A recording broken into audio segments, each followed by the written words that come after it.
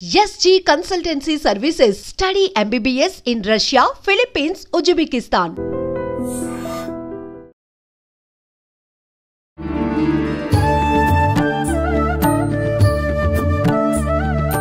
నమస్కారం, welcome to I dream. ధర్మ మార్గం విత్ విజిత కార్యక్రమానికి స్వాగతం. ప్రస్తుతం మనతో పాటు ఉన్నారు ఆధ్యాత్మిక గురువులు, ప్రణవ పీఠాధిపతులు, త్రిభాషా మహా సహస్ర అవధాని డాక్టర్ శ్రీ వద్దిపర్తి పద్మాకర్ గారు. ఇప్పుడు గురుగారితో మాట్లాడి మరిన్ని విషయాలు తెలుసుకుందాం. మనకున్న సందేహాలన్నింటినీ కూడా నివృత్తి చేసుకునే ప్రయత్నం చేద్దాం. నమస్కారం గురుగారు. గురుగారు, ఈ మధ్య కాలంలో ఎక్కువగా ఆడవాళ్ళు లలితా సహస్రనామ పారాయణం అనేది చేస్తూ ఉన్నారు. అంటే అది ఆలయంలో కూర్చొని చేసినా సరే, ఇళ్లలో అయినా సరే, ఒక నలుగురు అంతా ఒక దగ్గర కూర్చొని పారాయణం అనేది చేయడం ఎక్కువగా చూస్తూ ఉన్నాం.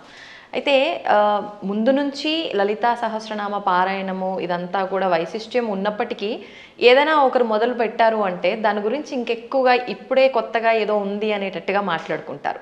అసలు ఏంటండి లలితా సహస్రనామ పారాయణం చేయవల్ల కలిగే ఫలితాలు ఏంటి?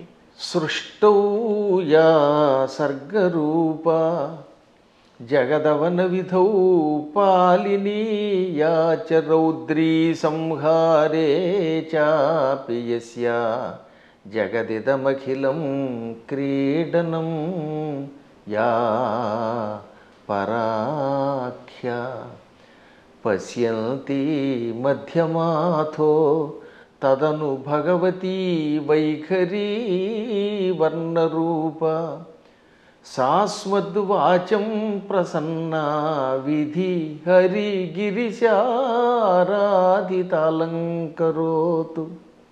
త్రిమూర్తుల చేత కూడా ఆరాధింపబడి అమ్మవారికి నమస్కారం చేసుకుందాం. నిజానికి అమ్మవారి ఉపాసన ఇవాటిది ఎప్పటిదీ కాదు, ఎన్నో యుగములుగా వస్తూనే ఉన్నది.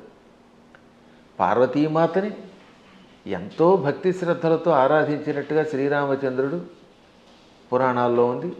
రామాయణంలో కూడా విశ్వామిత్రుడితోటి ప్రయాణం చేస్తున్న రామలక్ష్మణులు దారిలో కుమారస్వామి కథ, గంగావతరణ కథ, పార్వతీ పరమేశ్వరుల కథ ఇవన్నీ శ్రద్ధగా విన్నారా లేదా? అప్పుడు కూడా రామచంద్రుడు పార్వతీదేవిని ఎంతో భక్తితో మనస్సులో ఉపాసించిన వాడే. కాకపోతే ఈ కలియుగంలో ఉన్న మానవుల లక్ష్యం ఏంటంటే కొత్తగా ఒకళ్ళు పారాయణ చేస్తే అదే పారాయణ చేయటం వల్ల ఇదేదో కొత్తగా వచ్చింది అన్నట్టుగా దాన్ని ప్రచారం చేస్తున్నారు. కానీ దానికి ఈ సమస్తోప కార్యక్రమాలు కూడా, ఈ ఉపాసనా కార్యక్రమాలన్నీ కూడా ఎప్పుడూ యుగయుగాలుగా ఉన్నాయి. ఇప్పుడు నేను చదివిన శ్లోకం దేవీ భాగవతంలో ఆది మంత్ర శ్లోకం కాబట్టి దేవీ భాగవతం వేదవ్యాసుని చేత రచింపబడింది. దేవీ భాగవతం రెండూ కలిస్తేనే భాగవతం. అది పాండిత్యం ఉన్న వాళ్ళకి తెలుస్తుంది, సంస్కృతం మీద పట్టున్న వాళ్ళకి తెలుస్తుంది. ఇతరుల యొక్క వ్యాఖ్యానాలు చదువుకుని వాళ్ళ శ్లోకాల తాత్పర్యాలు తెలుసుకునే వాళ్ళకి మాత్రం తెలియదు అనుకోండి. అందులో ఈ లలితా సహస్రనామం యుగ యుగాల చరిత్ర కలిగినది. మహానుభావులు ఎంతోమంది ఉపాసించారు. అమ్మవారి గురించిన ఉపాసన మహాభారతంలో ఆదిపర్వంలో కనపడుతుంది, సభాపర్వంలో కనపడుతుంది, అరణ్యపర్వంలో కనపడుతుంది, ఇంకా విరాట పర్వంలో చెప్పేకర్లా. ఇప్పుడు ఈ లలితా సహస్రనామంలో ఉన్న నామములను గుదిగురిచి ఒక స్తోత్రంగా ధర్మరాజు చేశాడు. ధర్మరాజు విరాటరాజు గారి కొలువులోకి వెళ్లే ముందు ఒక ఆలయం ప్రాంగణం దగ్గర నిలబడి అమ్మవారిని 24 శ్లోకాల్లో స్తోత్రం చేశాడు. ఆ తర్వాత వీళ్ళంతా మారువేషాలు వేసుకుని విరాటరాజు గారు కొలువులోకి వెళ్ళారు. కానీ చిత్రం ఏంటంటే నిజానికి అమ్మవారిని స్తోత్రం చేసింది ఎవరు? ధర్మరాజు. ఎక్కడ? మహాభారతంలో విరాట పర్వంలో విరాటరాజు గారు కొలువు దగ్గరికి వెళ్లే ముందనమాట. అంటే ధర్మరాజు గారేమో కంకుబెట్టి అనే పేరుతోటి, భీముడు వంటలవాడు వలలుడు వేషంలో, అర్జునుడు పేడి రూపంలో, బృహన్నల రూపంలో, నకుల సహదేవులు వరుసగా అశ్వనీపాలకులు, అశ్వపాలకులను గోపాలకులుగా వెడుతున్నారు. ద్రౌపదీదేవి మానిని అనే పేరుతోటి వెడుతోంది, మాలినిగా, ఇది సైరంధ్రిగా. విరాట పర్వాన్ని నర్తనశాలగా సినిమా తీశారు.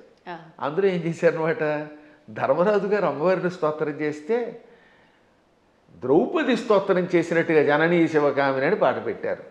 నిజానికి జననీ శివకామిని అందంగా పీసుశీల్ గారు అద్భుతంగా పాడిన స్తోత్రం నిజానికి ఎవరు చేశారన్నమాట అది? ఆ స్తోత్రం ధర్మరాజు చేశాడు. కాబట్టి ధర్మరాజు కూడా అమ్మవారిని ఉపాసన చేశాడు. ఇక ఆ తరువాత మరికొద్దిసేపట్లో భగవద్గీత ప్రారంభం అవుతుందనగా అర్జునుడు అమ్మవారిని 14 శ్లోకాల్లో స్తోత్రం చేశాడు. నమస్తే సిద్ధశానాని ఆర్యే మందరవాసిని కుమారి కాళి కాపాలి కపిలే కృష్ణ పింగళే భద్రకాళి నమస్తుభ్యం మహాకాళి నమోస్తుతే చండి చండి నమస్తుభ్యం తారిణి వరవర్ణిని అంటూ 14 శ్లోకములతో అమ్మవారిని స్తోత్రం చేశాడు. ఆ స్తోత్రాల్లో ఉన్న నామాలన్నీ లలితా సహస్రనామంలోవే. వాటిని ఇంకొక రకంగా గుదిగుచ్చి ఈయన స్తోత్రం చేశాడు. కాబట్టి వీళ్ళు అమ్మవారిని ఉపాసించారు. కాబట్టి అమ్మవారిని ఉపాసించటం అర్జునుడు చేశాడు కృష్ణుడి సలహా మీద, ధర్మరాజు గారు చేశారు. ఇంకా ఆశ్చర్యం, మనందరం ఎంతో ప్రామాణికంగా భావించే భాగవతం ఉందా? అవునండి. ఈ భాగవతంలో ద్వారకా నగరంలో శ్రీకృష్ణ పరమాత్ముడు సత్యభామాదేవి యొక్క తండ్రి సత్రాజిత్ అభాండం వేస్తే అభాండం నుంచి బయటపడడం కోసం వెళ్ళాడు. ఏది? మణి కోసం, శమంతక మణి కోసం. ఆయన ఎప్పటికీ రాకపోతే 28 రోజులు రాలేదు ఆయన. ఆ లోపు అమ్మవారిని స్తోత్రం చేశారు, అమ్మవారిని పూజించారు. ఎవరు? ఆయన భార్య రుక్మిణీదేవి, పక్కనున్నటువంటి మహానుభావుడు దేవకి వసుదేవులు అందరూ కూడా అమ్మవారిని పూజించారు. అప్పుడు అమ్మవారు ఏమంటుంది? బాలామణితో మణితో హేలాగతి వచ్చు వనరు హేక్షణుడనుచు అని అమ్మవారు పలికింది. తొందరలో శ్రీకృష్ణ పరమాత్ముడు భామామణితో వస్తాడు. అక్కడ భామామణి అంటే జాంబవతి, జాంబవతిని తీసుకొస్తాడు, మణితో వస్తాడు, జాంబవంతుడిని జయిస్తాడు, ఆయనకి కీర్తి వస్తుంది అని అమ్మవారు పలికింది. కాబట్టి సాక్షాత్తు శ్రీకృష్ణ పరమాత్ముడు అంతటి వాడు పునఃస్థాపన చేసిన ద్వారకా నగరానికి అధిష్టాన దేవత అంబిక. అంబిక అనే పేరుతో ఉన్నది. ఈ భాగవతంలో ఉన్నది, ఇంకెవరో పద్మాకర్ గారు రాసింది కాదు. కాబట్టి అమ్మవారి ఉపాసన ఎంత ప్రాచీనమో ఆలోచించండి. అలా ప్రాచీన కాలం నుంచి అందరూ అమ్మవారిని ఉపాసిస్తున్నారు. శక్తిని ఉపాసించకుండా ఎవడుంటాడు? ఇప్పుడు వెర్రి పెరిగిపోయి కొట్టుకోవడాలు పెరిగిపోయాయి. కాబట్టి అమ్మ లలితా సహస్రనామాలు, ఈ అమ్మవారి ఉపాసన యుగయుగాల చరిత్ర కలిగినది. అందులో ఇప్పుడు ఏంటంటే కలియుగంలో శక్తి కల్పం అవటం వల్ల ఎక్కువ పెరుగుతుందట. దీనివల్ల ఎక్కువ లాభం కూడా ఉన్నది. ఇప్పుడు మేము ఉన్నాం, నిత్యం చేసేది భాగవత సప్తాహం. నాకు కృష్ణ పరమాత్ముడు ఎంతో, అమ్మవారి ఉపాసనతో చేసే ఉపాసనేమో అమ్మవారిది, కానీ మానసికంగా లోపల కనబడేది కృష్ణుడు. అర్చన అభిషేకం చేసేది శివుణ్ణి. కాబట్టి శివుడైనా కృష్ణుడైనా అమ్మైనా ఉన్నది ఒకే చైతన్య స్వరూపం. ఆ జ్ఞానం కలిగిన వాడు, వాడి స్థాయి వేరు.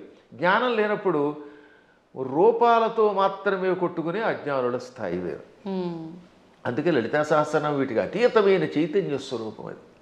గురుగారు, ఇప్పుడు మీరు అన్నారు అమ్మవారైనా కృష్ణుడైనా శివుడైనా అంతా ఒకటే శక్తి స్వరూపము, మూర్ఖులు అని చెప్పి. ఈ మధ్య కాలంలోనే నాకు జరిగిన ఒక ఎక్స్పీరియన్స్, నేను ఎక్కువగా శివుణ్ణి ఆరాధిస్తూ ఉంటా. ఎందుకు అనవసరంగా నువ్వు శివుణ్ణి ఆరాధిస్తున్నావు, అమ్మవారిని పట్టుకో, శివుణ్ణి ఆరాధిస్తే ఏం ఫలితం లేదు, వాడు పిచ్చోడు, ఇంకా ఎక్కువ ఇబ్బందులు పెడతాడు అని చెప్పి అన్నారు. దానికి నేను ఏం సమాధానం చెప్పాలంటారు? నేను ఎలా నిర్ణయం తీసుకోవాలంటారు? అవతల మూర్ఖులు అయితే వాళ్ళకి ఏం సమాధానం చెప్పద్దు, మన పని మనం చేసేద్దాం. కొంచెం జ్ఞాని అయితే అజ్ఞానంతో కాకుండా కొంత జ్ఞానం కలిగితే వాడికి సమాధానం చెప్పచ్చు. అందుకే భర్తృహరి సుభాషితాలు చాలా గొప్పవి. అజ్ఞ సుఖమారాధ్య. అజ్ఞ అంటే ఏమీ తెలియని వాడు ఉన్నాడు, మూర్ఖుడుగా. వాడు మూర్ఖుడు కాదు, ఏమీ తెలియని వాడు. ఏమీ తెలియని వాడికి బాగు చేయొచ్చట. అజ్ఞ అంటే ఏమీ తెలియని వాడు, సుఖం ఆరాధ్య బాగా చెప్పడానికి అర్హుడు. ఏమీ తెలియని వాడు కూర్చోబెట్టి చెప్పచ్చు. అంతే. సుఖతరం ఆరాధ్యతే విశేషజ్ఞ. బాగా చదువుకున్న పండితుడికి చెప్పచ్చు, ఏమీ తెలియని వాడికి చెప్పచ్చు, బాగా తెలిసిన వాడికి చెప్పచ్చు. జ్ఞానలవ దుర్విదగ్ధం బ్రహ్మాపి నరన్నరంజయతి. జ్ఞానలవ దుర్విదగ్ధుడు అంటే అర్థం ఏంటనమాట? తెలుసున్నది ఎంత, లవము అంటే కొంచెం, కొంచెం తెలుసు కానీ అన్నీ తెలుసని వాడికి అహంకారం. ఈ మధ్యన అలాంటి వాళ్ళు ఎక్కువైపోయారంట యూట్యూబ్లో. వాడికి ఏం తెలియదు, నాకు తెలుసని అహంకారం. అలాంటి మూర్ఖుణ్ణి బ్రహ్మాపి నరన్నరంజయతి. అటువంటి నరుణ్ణి బ్రహ్మ కూడా బాగు చేయలేట. వాడికి ఏం చెప్పలేడు, బ్రహ్మ వచ్చి చెప్పినా వెండవాడు. అందుకే కొంతమంది మూర్ఖులు చూసారా, నేను దేవుడు చెప్పినా చేయను, దేవుడు వచ్చి దిగొచ్చినా విన్నంటాడు. వీడి మొహానికి దేవుడు దిగి వస్తాడా? ఏ దేవుడే కదా, దెయ్యం కూడా దిగిరాదు. అంచేత అటువంటి వాళ్ళకి మనం చెప్పక్కర్లేదు, మన పని మనం చేయాలి. కానీ ఒక గొప్ప అద్భుతమైన శ్లోకం ఆది శంకరాచార్యుల వారు మనలాంటి వాళ్ళ కోసమని దేవి అపరాధ క్షమాపణ స్తోత్రంలో రాశారు. ఆ స్తోత్రం పేరేంటి? దేవి అపరాధ క్షమార్పణ స్తోత్రం. అమ్మా నన్ను క్షమించు అని చిట్ట చివరి చెప్పే స్తోత్రం. అద్భుతమైన స్తోత్రం అది. కొంతమంది వాళ్ళు అది కూడా ఆయన రాయలేదని పిచ్చివాదం చేసేవాళ్ళు ఉంటారు, వాళ్ళని మనం పక్కన పెట్టేద్దాం. కానీ చితాభస్మాలేపో గరళమశనం దిక్పటధర జటాధారి కంఠే భుజగపతిహారీ పశుపతి కపాలీ భూతేశో భజతి జగదీశైక పదవీం భవాని త్వత్పాణిగ్రహణ పరిపాటీ ఫలమిదం. భవాని అంటే ఓ పార్వతి, నీ భర్త శివుడి దగ్గర ఏముందమ్మో గొప్పతనం. ఇది ఎంత గొప్పగా ఉంటుంది ఈ స్తోత్రం చివరిదాకా వినాలి జాగ్రత్తగా. ఆయన చితాభస్మాలేప, ఎవడో శవాన్ని తీసుకెళ్ళి శ్మశానంలో కాల్చారు. ఆ కాల్చగా వచ్చిన బూడిని ఏమంటారు? చితాభస్మము. చితి మీద నుంచి వచ్చినటువంటి భస్మం. ఆ భస్మాన్ని ఆలేప, ఒంటికి పూసుకుంటున్నవాడు. మనం గంధం పూసుకుంటాం అంటే మా బొట్టి వాళ్ళం పూర్వం గంధం అరగ తీసుకుని పూసుకునేవాళ్ళం. మీ బొట్టి వాళ్ళు ఈ మధ్యన పెర్ఫ్యూమ్స్ వచ్చాయి కదా, కిష్కం కిష్కం అనేది ఏదో కొట్టుకుంటాడు, మళ్ళీ అందులోంచి గాలి వస్తుంది, అందులోంచి వచ్చేది గాలేగా పొగేగా అని మళ్ళీ అడ్వర్టైజ్మెంట్లు.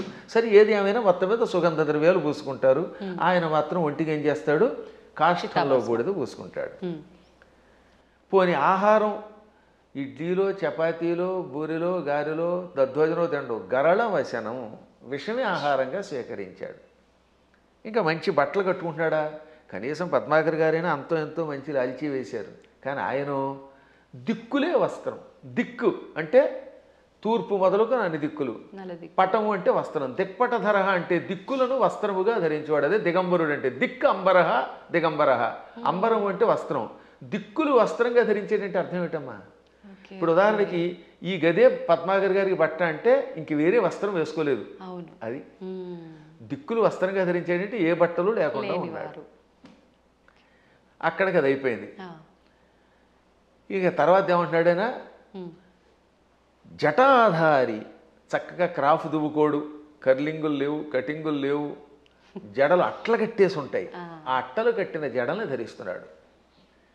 మెడలో బంగారపు గొలుసు ఒక్కటి కూడా లేదు. భుజగపతిహారి, బుస్సుమని మీదకి వచ్చే కాటురాజు గారిని మెడలో వేసుకున్నాడు. ఆయన పావుని గొలుసుగా వేసుకున్నాడు. పశుపతి, ఇంకా ఆయన ఎవరికి అధిపతి? పశువులకు అధిపతి. చేతిలో చూస్తే ఏ కంచమో ఆకో పుచ్చుకుని వాళ్ళంతా బఫేని పెడుతున్నారుగా. ఆయన స్వామివారు ఏం చేస్తున్నారట? కపాలం ధరిస్తాడు. భిక్షాభాత్రగా చేతిలో పుర్రిని ధరించాడు, బ్రహ్మ కపాలాన్ని. భూతేశ, భూతాలకు అధిపతి. ఇవన్నీ అవలక్షణాలు పైకి కనపడ్డాం. కానీ ఇన్ని అవలక్షణాలున్నా జగదీశైక పదవీం భజతి అంటే సమస్త లోకాలకి ఈశ్వరుడు అవుతున్నాడు. జగదీశ్వరుడు అనగా సమస్త లోకాలకి అధిపతి, చక్రవర్తి. అన్ని లోకాలని పరిపాలించడానికి కావలసిన అర్హతలు వచ్చేసి ఆయనకి. లోకాలన్నిటినీ పరిపాలిస్తున్నాడు. కారణం ఏమిటో తెలుసా? భవాని త్వత్పాణిగ్రహణ పరిపాటి ఫలమిదం. నీ పాణిగ్రహణం చేశాడు, నీ చెయ్యి అందుకున్నాడు అంటే నిన్ను పెళ్లి చేసుకున్నాడు. అమ్మ ఆయనలో అన్ని అవలక్షణాలే, అయినా లోకాలను పరిపాలిస్తున్నాడు. కారణం నిన్ను పెళ్లి చేసుకోవడం. ఇదంతా నీ అనుగ్రహం. అంటే ఇందాక ఒక ఆవిడ చెప్పిందనోగా, ఏమని? అమ్మవారిని పూజిస్తే లాభం ఆయన దగ్గరే ఉంది అని. ఈ పై శ్లోకం యొక్క తాత్పర్యం ఇలా కనపడుతుంది. అంటే ఇందాక మీరు అన్నట్టు మిడిమిడిగా తెలుసుకొని మాట్లాడే మాట. ఇప్పుడు ఈ శ్లోకంలో ఉన్న అంతరార్థం తెలిస్తే మనకు ఆశ్చర్యం కలుగుతుంది. సామాన్యుడి భాషలో చెప్పాలంటే వాడికి పిచ్చెక్కుతుంది. ఇప్పుడు అమ్మవారిని పార్వతి అనలేదండి. పార్వతి అంటే పర్వతరాజు కూతురు, పుట్టింటి వారి పేరుతో పిలవాల. భవాని అన్నాడు ఆయన. భవాని అంటే అర్థం ఏంటి? భవస్య పత్ని భవాని అంటే శివుడి పెళ్ళామా. దాని అర్థం ఏంటి? మళ్ళీ అక్కడ ఏమంటున్నాడంటే ఆవిడ్ని ఓ శివుడి పెళ్ళామా అన్నాడు.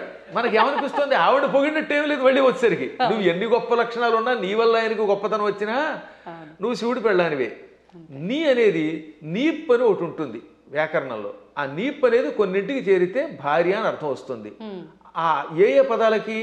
భవ దానికి నీపు చేరితే భవాని, మృడ నీపు చేరితే మృడాని, రుద్ర నీపు చేరితే రుద్రాణి, శర్వ శర్వాణి. వీటికి భార్య అని అర్థం వస్తుంది. అందులో శివాని లేదు. అందుకే శివాని అనే శబ్దం అసాధు. శివాని అని వాడేస్తారు కానీ శివశబ్దం పక్కన నీపు ఉండదు. భవ, రుద్ర, మృడ, శర్వ ఇది ఆకృతి గణం. వీటికి మాత్రమే చేరితే భవాని, రుద్రాణి, మృడాని, శర్వాణి అవుతాయి. కాబట్టి ఇంత చేసి నువ్వు ఎంత గొప్పదానివైనా, నీ వల్ల ఆయనకి వచ్చినా నువ్వు ఆయన పెళ్ళానివే అని చెప్పడం. ఇంకా పైకి వద్దాం. ఇందాక చెప్పినవి ఈ ప్రపంచంలో ఎవడైనా కాష్టంలో ఉన్న బూడిదను పూసుకుంటాడా? మీకు ఎంతో స్నేహితుడు ఒక ఆయన ఉన్నాడండి, ఎంతో ఇష్టుడు ఒక ఆయన ఉన్నాడు. ఆ గొప్ప వ్యక్తి ఒక ఆయన తాతగారు అంటే చాలా ఇష్టపడతాడు. ఆ తాతగారు పోయారనుకుందాం. ఆ తాత లేకపోతే బతకలేనన్నవాడు ఆ తాతగారి శరీరం కాలిపోయాక ఆ బూడిద పూసుకుంటాడా? అస్సలు ఒక్క శివుడు మాత్రమే తన భక్తులు తనను ఉపాసించాక వాడు నా భక్తుడు, వాడు నాకు ఎంతో ఇష్టుడు అని వాడు చావగానే వాడి శరీరాన్ని శ్మశానంలో కాలిస్తే రారా నాయనా అని వాడి బూడిదని ఒంటికి పూసుకుంటున్నాడు. ఆ బూడిద పూసుకోగానే వాడు శాశ్వతంగా కైలాసానికి వెడుతున్నాడు. అంటే ఆ భక్తుడి మీద ఆయనకి ఎంత ఇష్టం. ఈ ప్రపంచంలో ఇంత ప్రేమగా చూసే దేవుడు ఇంకెవడన్నా ఉన్నాడా? ఒకసారి ఆలోచించండి. భక్తుడి యొక్క కాష్టంలో బూడిదని ఒంటి మీద గంధంలా పూసుకునే ఏకైక కరుణామూర్తి శివుడే. ఆయనకి మాత్రమే శక్తి ఉంది, ఇంకెవడో పూసుకోలేడు. పూసుకుంటే చస్తాడు, బ్యాక్టీరియా వచ్చి చచ్చిపోతాడు ముందు. రెండవది గరళ మశనం. పాలసముద్రం చిలికారు. ఈ పాలసముద్రంలో అమృతం వస్తుందనుకుంటే మొట్టమొదటి పుట్టింది విషం. భయంకర కాలకోట విషానికి లోకాలన్నీ కాలి బూడిదైపోయాయి. అందులోంచి పొగొచ్చింది. అందరూ దిక్కులేక శివ రక్షించమని ఆయన దగ్గరికి వెళ్ళారు. ఒక్కడు తాగాడు దాన్ని ఎవడన్నా? ఇంతమంది సోకాళ్ళు దేవతల్లో ఒక్కడైనా దాన్ని తాగి రక్షించాడా? ఒక్క శివుడు మాత్రం పార్వతి కేసు తిరిగి, పార్వతి వీళ్ళు నా పిల్లలు రక్షించమని అడిగారు, తాగేస్తున్నాను అన్నాడు ఆయన. అప్పుడు భార్య తాగమంటుందండి నిజంగాను?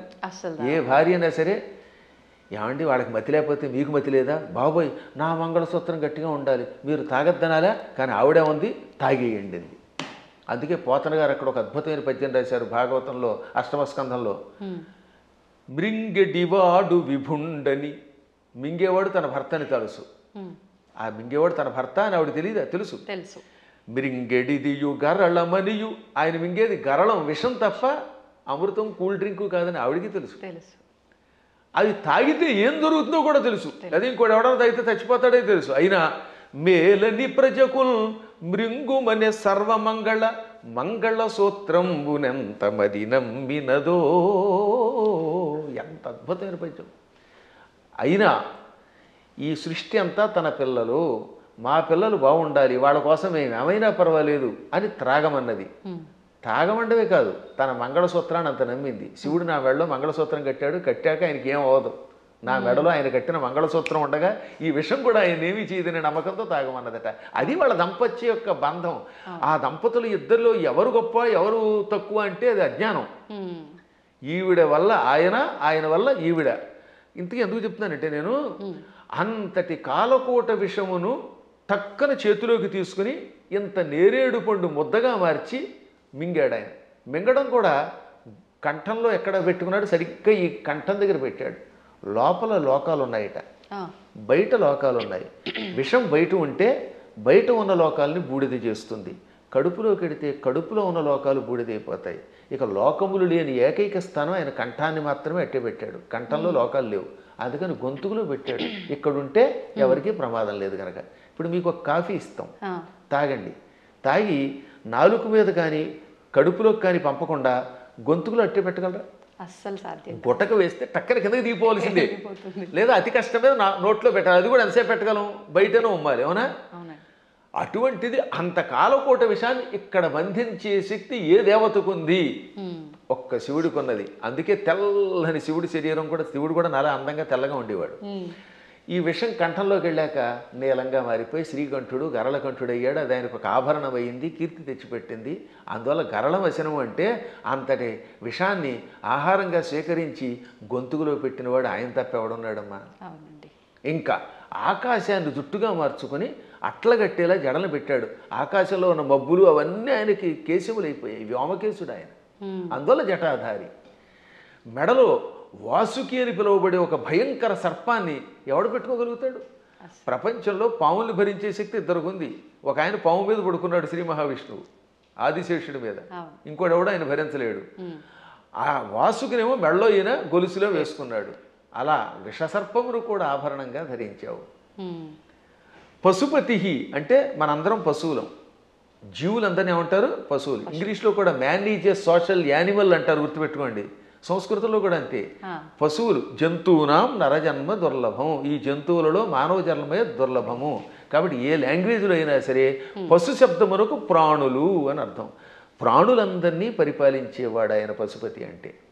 ఇంకా కపాలి, బ్రహ్మ కపాలాన్ని చేత్తో పట్టుకుని బ్రహ్మ యొక్క అహంకారాన్ని నడిచి యావజ్జీవితం చేతిలో పెట్టుకుని అందులో భోజనం పెట్టేవాడు ఎవడు అంటే కపాలి. అంటే ఇన్ని సంపదలున్నా అష్టసిద్ధులున్నా పార్వతి భార్య అయినా భిక్షాపాత్రని చేత ధరించి ఎవడైనా చివరికి భిక్షుకుడే. ఈ ప్రపంచంలో నేను భిక్షుకుడే, నువ్వు భిక్షుకుడివే, ఒకళ్ళొకళ్ళు యాచించుకోవాలి అని చెబుతున్న మహానుభావుడైన ఒక్కడే.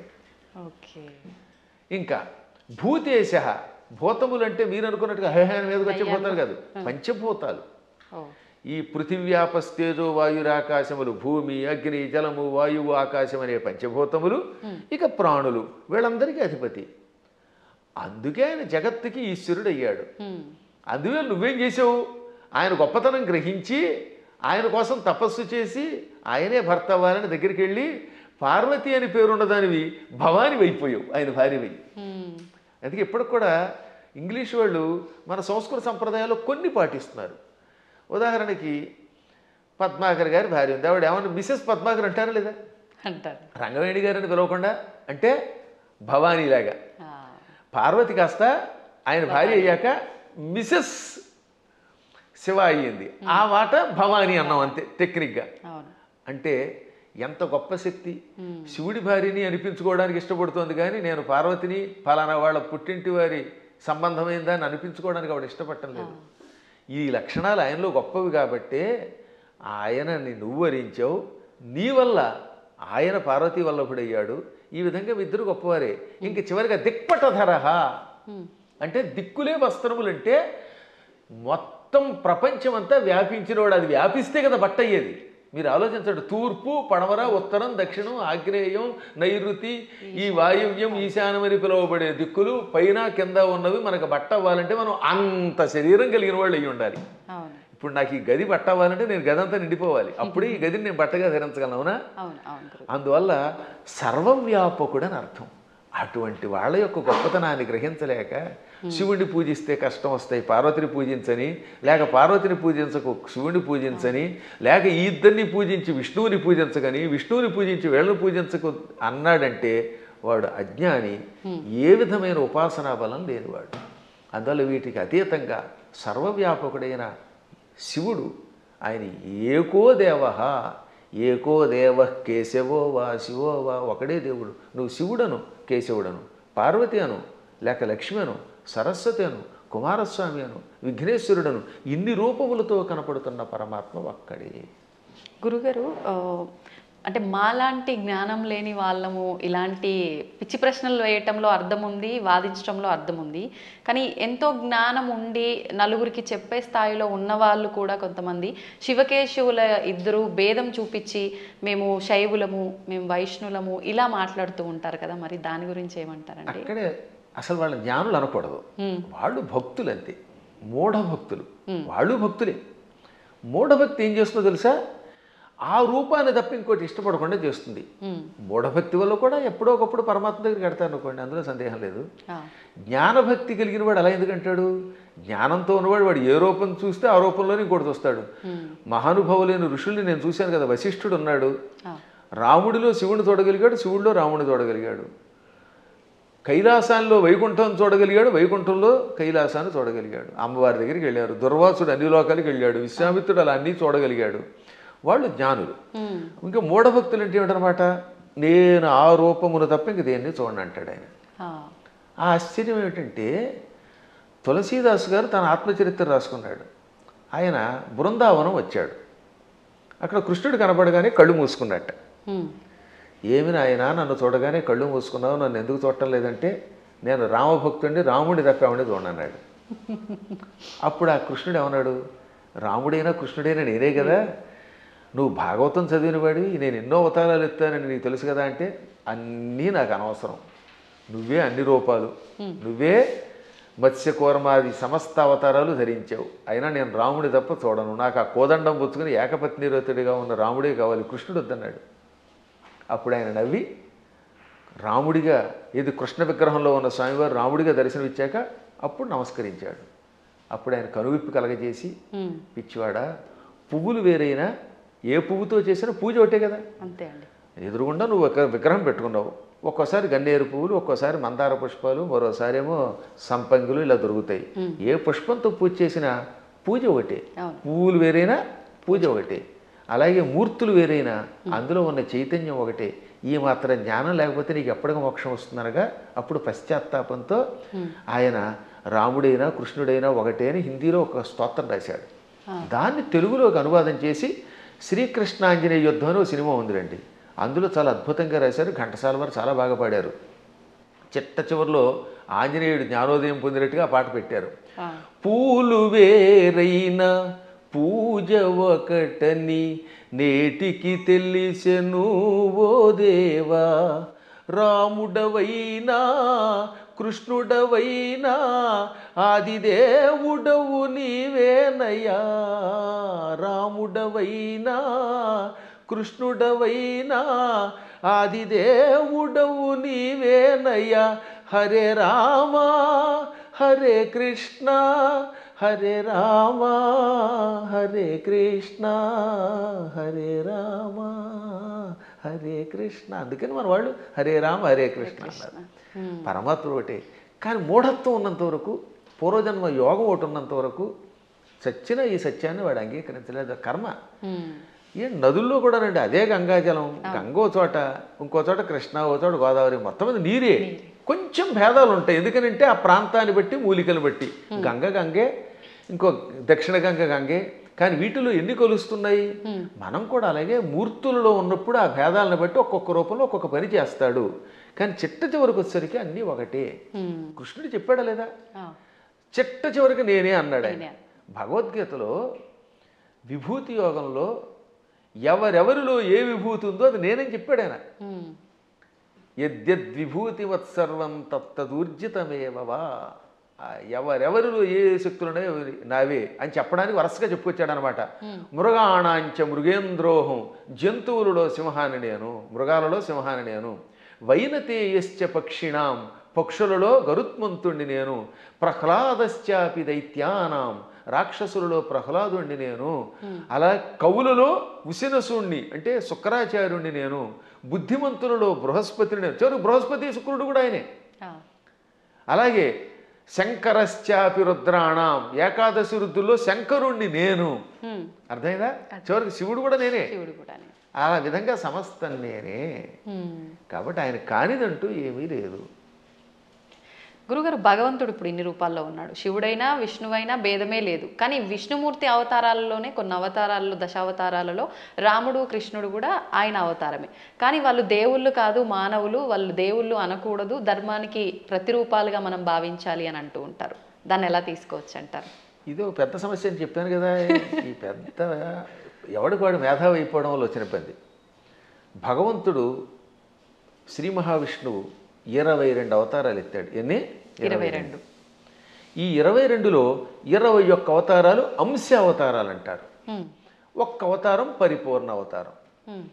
సనక సనందనాదులు, వృషభావతారము, కపిలావతారము, పరశురామావతారము, వేదవ్యాసావతారము, ఇవన్నీ అంశ అవతారాలు.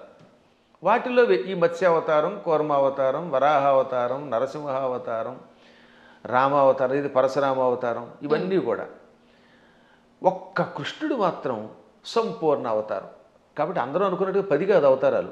భాగవతంలో ప్రారంభంలోనే ఉంటుంది, ప్రథమ స్కంధంలో 22 అవతారాలు చెబుతూ అందులో 21 అవతారాల్ని ఏతే చాంస కళా పుంస ఏతే చ అంశ కళా పుంస కృష్ణస్తు భగవాన్ స్వయం. 21 అవతారాలు అంశావతారాలు, అంశ కళలు. ఒక్క కృష్ణుడు మాత్రం పరిపూర్ణ అవతారం. అందుకే కృష్ణస్తు భగవాన్ స్వయం. ఒక్క రామావతారంలో నేను మానవుణ్ణి అని ఆయన అనకపోతే రావణుడిని చంపలేడు. ఎందుకని మానవుడి చేతిలో వాడు చస్తాడు కనుక. అందుకని ఆయనకి తెలియదు లోపల.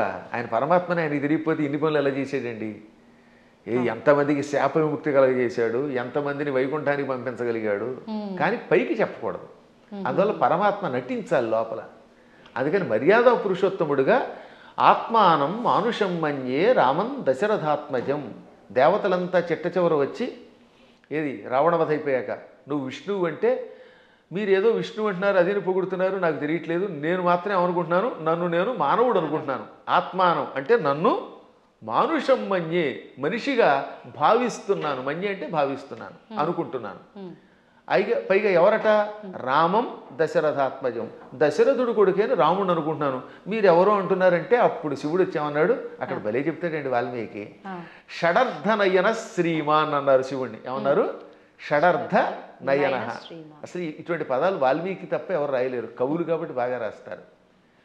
నయన అంటే కళ్ళు కలిగినవాడు. షట్ అంటే అన్ని 6, అందులో అర్ధ అంటే అంత సగం. షడర్థనైన అంటే 6లో సగం 3 కళ్ళు కలిగిన బట్ట త్రినేత్రుడ. ఎంత త్రినేత్రుడు అనడానికి ఎంత చమత్కారం చేయాలి, బలి పెడతాడు కదా. అదే కవుల యొక్క చమత్కారం. అందువల్ల కవుల చమత్కారం తెలియక రామాయణం అర్థం కాక ఏదో పిచ్చివాగుడు అవుతారు. కానీ షడర్థనైన అండంలో అర్థం ఏంటో తెలుసా?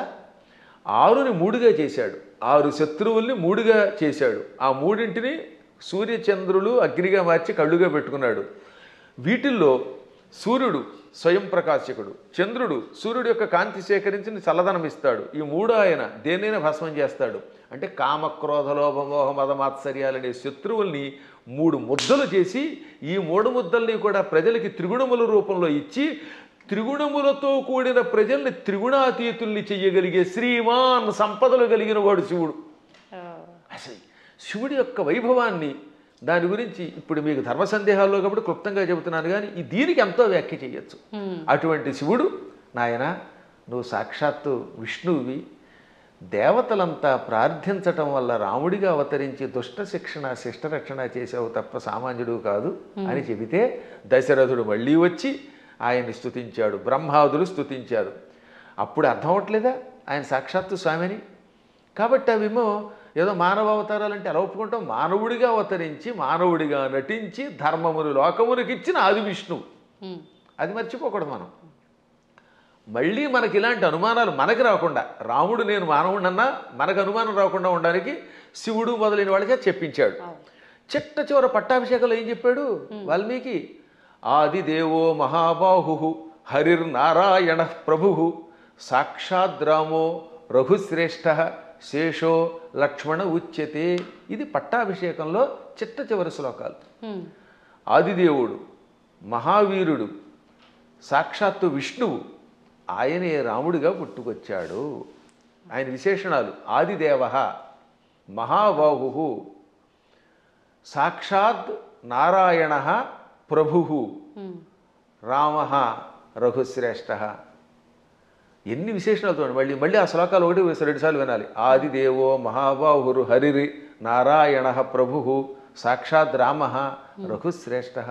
ఆదిదేవుడు, మహాబాహుడు అంటే పరాక్రమవంతుడు, హరి నారాయణుడు సమస్త లోకాలకి ప్రభువు, ఆయనే సాక్షాత్తు రాముడు. శేష లక్ష్మణ ఉచ్యతే, ఆదిశేషుడే లక్ష్మణుడు అని పిలువబడ్డాడు. కాబట్టి ఇంకెక్కడ స్పష్టమైపోయిందా? అయినా సరే రాముడు కాదు ఉట్టి మనిషే అంటాడు అనుకోండి, అది వాడి కర్మ. గడ్డి పరకలు తినేవాళ్ళు అలాంటి మాటలు మాట్లాడతారు, అజ్ఞానంతో మాట్లాడేవాళ్ళు అలా మాట్లాడతారు. కానీ మనకి తెలుసు, అందుకే రామనామాన్ని ఇప్పటికి కూడా మనం స్మరించి గుడి కట్టి పూజిస్తున్నాం. అందువల్ల ఆయన ఏం చేశాడు, ఎలా చేశాడో తెలుసుకోవాలి, రాముడిలాగా నడుచుకోవడానికి ప్రయత్నించాలి. ఇంకా కృష్ణుడు చెప్పడమే ప్రారంభంలోనే విశ్వరూపంతో పుట్టుకొచ్చాడు. అసలు పుట్టడమే విశ్వరూపం. ఆ తర్వాత వెళ్ళి చిన్నపిల్లవాడు ఎన్నో లీలలు, అణువణువునా లీలలే. ఎన్ని చూపించాడో లీలలు లెక్కలేదు. ఒకసారి ఏమో మామూలుగా నేను చిన్నపిల్లాడిని అంటాడు, నాకు పెద్దవాళ్ళు మీరు దండం పెట్టడం ఏమిటంటాడు అని వెంటనే గోవర్ధన పర్వతం ఎత్తుతాడు. ఇది అక్రూరుడు వచ్చాడులేండి. అక్రూరుడు రాగానే, అక్రూరా నేను 8 ఏళ్ల బాలుణ్ణి, నువ్వేమో 40 ఏళ్ల వాడివి, నువ్వు పెద్దవాడివి, నాకు నమస్కారం చేయటం ఏమిటి అనగానే కాసేపు ఆయన భ్రమలో పడ్డాడు. వెంటనే వెళ్ళి యమునా నదిలో తన విశ్వరూపం చూపించాడు. వెంటనే తాను మరిచిపోయి స్తోత్రం చేసి, నేను పెద్దాడిని ఏంటి, నువ్వు పిల్లవాడు ఏమిటి, సమస్త లోకాలకి నువ్వే తండ్రి బాబోయ్ అన్నాడు ఆయన. ఇన్ని లీలలు చూపించిన పరమాత్ముడు. ఇటువంటి వాళ్ళు మనుషులు అంటే ఆ అన్నవాళ్ళ యొక్క విచక్షణ వదిలేయాలి తప్ప ఇంక మనం ఏం అనలేమంతే. గురుగారు, అంటే ఇది అంటే మూర్ఖంగా ఉంటుందేమో ప్రశ్న, కానీ మీరు ఇప్పుడు చెప్పిన దాంట్లోంచి నాకు అనిపించింది, అంటే ఆయన భగవంతుడే మానవుడిగా ఉండి మానవుడిగా నటించి ఆయన చేయాల్సిన కార్యం చెయ్యాలి అని చెప్పి, అంటే ఒక రకంగా ఇక్కడ వాళ్ళ అసలుని దాచేసి ఇంకో రూపంలో వచ్చి కార్యాన్ని నిర్వర్తించాలి అక్కడ. మోసం చేసినట్టేనేమో అంటే మన మానవుల భాషలో భగవంతుడే మోసం చేశాడు, మరి నేనెందుకు చేయకూడదు, నేను మోసం చేస్తే తప్పంటారు, ఇది అధర్మం అంటారు అనొచ్చు కదండి, దానికి ఏం చెప్తారు? ఇప్పుడు మీరు మోసం చేశారు అనుకుందాం, కాసేపు ఎవరిదో బ్యాంక్ అకౌంట్లో హ్యాక్ చేసి డబ్బులు లాగేశారు, అందుకే ఈ మధ్య నా అకౌంట్లో ఎవరికి ఇవ్వట్లేదండి. ఇప్పుడు ఇచ్చిన డబ్బుని మళ్ళీ మీరు రెట్టింపు ఇవ్వగలరా? కానీ శ్రీకృష్ణ పరమాత్ముడు కాసేపు మానవుళ్ళ నటించి కాసేపు మాయ చేశాడు, ఆ తర్వాత వాళ్ళని తీసుకెళ్ళి రక్షించాడు లేదా? వాళ్ళ గురువు గారిని కాసేపు నేను సామాన్య బాలుడిని అన్నట్టుగా నటింపజేసి కాసేపు మాయపుచ్చాడు, వాళ్ళ అబ్బాయిని బతికించాడు లేదా? అలాగే గోపాలకులంతా ఉన్నారు అక్కడ, వాళ్ళందరి దగ్గర కాసేపు చిన్నపిల్లాడిలాగా మాయపుచ్చాడు. కానీ కష్టం రాగానే ఇంద్రయాగం ఆపేసిన వెంటనే ఇంద్రుడు వర్షం కురిపించాడు హోరాత్రులు, అవునా? ఆ సమయంలో గోవర్ధన పర్వతాన్ని కుడి చేత్తో పైకెత్తి వాళ్ళని రక్షించాడు లేదా? చిటికిన వేలుతో ఎత్తలేదు, చిటికిన వేలు ఇంకేదో బొటన వేలు వాడి మొహం ఇలాంటివన్నీ ఎవడు తోచింది వాడు చెప్తాడు. కరేణైకేన అన్నారు అంటే ఒక చేత్తో, అది కూడా దక్షిణ హస్తేన 2 సార్లు వ్యాసుడు రాశాడు. తెలుగులో కూడా గోవర్ధన గిరి ఎత్తెన్ చక్క నొక్క కేలన్ లేలన్ అని పోతన గారు అనువాదం చేశాడు. మళ్ళీ అది ఏ చెయ్యో మనకి తెలియదు కదా, అందుకని తర్వాత పద్యంలో వలకేలదాల్చి అంటే కుడి చేత్తో ఎత్తి విపుల ఛత్రంబు కాబట్టి అన్నాడు, చేత్తో ఎత్తాడు ఆయన. పర్వతాన్ని 7 రోజులు ఎవరెత్తగలరు? అప్పుడు వాళ్ళకి అర్థమైందా లేదా? కాబట్టి పరమాత్ముడు ఎప్పుడు నేను పరమాత్ముడిని భూలోకంలో ఉన్నప్పుడు చూపిస్తే తన లీలలు, అప్పుడు అవతల వాళ్ళు ఈయంతో సన్నిహితంగా మెలగలేరు. ఇప్పుడు మీ పై ఆఫీసర్ ఎప్పుడు స్ట్రిక్ట్గా నేను ఆఫీసర్ అని కూర్చుంటే మీరు ఏం ఉద్యోగం చేస్తారు? ఈ దిక్కుమాలాడు శాడిస్ట్ దొరికాడు అంటారా లేదా? అంటారండి. ఏడిపించేస్తే మీకు స్వేచ్ఛ ఇవ్వాలి. అందువల్ల ఆఫీసర్, బహుశా మీదైనా ఆఫీస్ అనుకుంటున్నాను, నాకు తెలియదు అది. ఒకవేళ ఇతరుల దగ్గర ఉద్యోగం చేస్తే ఆ ఉద్యోగం చేసినంతసేపు అవతల వాడు ప్రేమగా చూడాలి. ఇప్పుడు నా దగ్గర చాలామంది పనిచేస్తున్నారు, అర్చకులు పనిచేస్తున్నారు. నాతో పాటు మీరు చూశారు కదా, నాతో పాటు ఓ సహాయకుడు వస్తాడు రాజు, మా అర్చకులు సాయి మనోజ్ కానీ లేకపోతే పవన్ శర్మ కానీ, వీళ్ళు నన్ను ప్రేమగా తండ్రిలా భావించి కూడా ఉంటున్నారు కాబట్టి ఎంత హాయిగా ఉంటున్నారు. వాళ్ళు ఎందుకు ఖర్చు పెట్టారు, ఎలా చేశారు నేను అడగను, అప్పుడు వాళ్ళు ఇంకా నిజాయితీగా ఉంటారు. అవునండి. ఇంట్లో వంటకి మాకు చిన్నప్పుడు ఒక ఆయన ఉండేవాడు, ఒక హౌస్లో ఉండేవాళ్ళండి. ఆయన కోటీశ్వరుడు, బంగారపు అధిపతి. వంట ఆవిడికి వేరుశనగ గుళ్ళు ఇచ్చి ఎన్ని గుళ్ళు ఖర్చు పెట్టేవని వాడు ఆయన. ఎన్ని గ్రాములు కాదు, 100 గింజలు ఇచ్చి ఈ పూటకి 10 గింజలు, రేపు మళ్ళీ పోపులో 10 గింజలు, 10 మినప గింజలు, 10 శనగ గింజలు ఉన్నారు. అయ్యో మీ అదృష్టం వల్ల మీకు మంచివాళ్ళు దొరుకుతున్నారమ్మా, నా బొట్టి వాళ్ళు మహానుభావులు దొరుకుతారు కాబట్టి మీకు తెలియట్లేదు. కానీ బయట ఇలాంటి పిసినగొట్లే ఎక్కువ మంది ఉన్నారు. కాబట్టి ఎందుకు చెప్తానంటే ఈ లెక్కలన్నీ అడిగితే ఆ వంట ఆవిడ ఇంట్లో పని చేయగలదా? అస్సలు చేయలేదు. ఆఫీసర్ల దగ్గర మనం ఉద్యోగం చేయగలమా?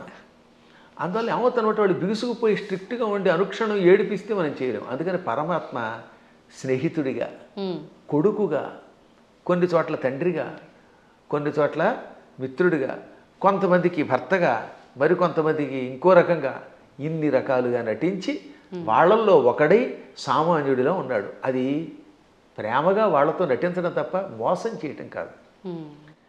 అలా వాళ్ళతో ప్రేమగా ఉండి వాళ్ళ చేత సేవ చేయించుకుంటూ లేక తాను సేవ చేస్తూ కష్టాలు వచ్చినప్పుడు కష్టాలు తొలగించి కొందరికి మోక్షం ఇచ్చి కొందరికి సంపదించి కాపాడాడు. ఇప్పుడు కుచేలుడు ఉన్నాడు, కుచేలుడికి అడగకుండానే ఇక్కడ నుంచే ఇళ్ళు పంపాడు. స్థలం కొనలేదు, రిజిస్ట్రేషన్ లేదు, మున్సిపాలిటీ వాళ్ళకి ప్లాన్ అప్రూవల్కి పంపడం లేదు.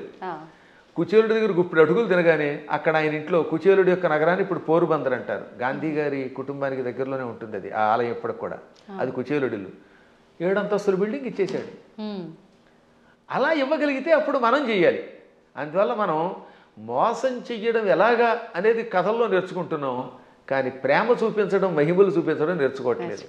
కాబట్టి శ్రీకృష్ణ పరమాత్ముడు చేసినట్టుగా మనం ఎక్కడ చేయగలుగుతాం? 16,000 మంది రాజకన్యకల్ని నరకాసురుడు జైల్లో పెట్టి హింసించి మానభంగం చేసి ఏడిపించాడు. పాపం దిక్కు లేకుండా అయిపోయారు. ఆ నరకాసురుడిని చంపాడు. చంపగానే ఆ చెరసాల్లో ఉన్న వాళ్ళంతా బయటకు వచ్చారు. ఇంటికి వెడితే మమ్మల్ని ఆదరించేవాళ్ళు లేరు. కొంతమందిని భర్తల్ని చంపి పట్టుకొచ్చాడు, తల్లిదండ్రులు చంపి కొంతమందిని పట్టుకొచ్చాడు. ఇలా రకరకాలుగా తీసుకొచ్చాడు, అత్యాచారం చేశాడు. ఇప్పుడు ఇంటికి వెడితే ఎవరు ఆదరిస్తారు? భర్తలా రానివ్వరు, తల్లిదండ్రులు ఉన్నారో లేదో తెలియదు, మాకు గౌరవం ఉండదు సంఘంలో. అందుకని మమ్మల్ని రక్షించమని మనస్సులో కోరుకుంటే ఈ 16,000 మందిని ఒకేసారి 16,000 మంటపాలు కట్టించి, 16,000 పెళ్లి మంటపాలు, వేదికలు కట్టించి 16,000 మంది మెడలో ఒకేసారి 16,000 రూపములతో మంగళసూత్రం కట్టి పెళ్లి చేసుకున్నాడు. ఇలా చేయమని చూద్దాం ఎవడన్నా? నువ్వు కృష్ణుడిలాగా 16,000 మందిని పెళ్లి చేసుకుంటానంటే 16,000 మందికి ఒకేసారి తాళి కట్టగలవా? ఇన్ని మండపాలు ఒకేసారి ఏర్పాటు చేయగలవా?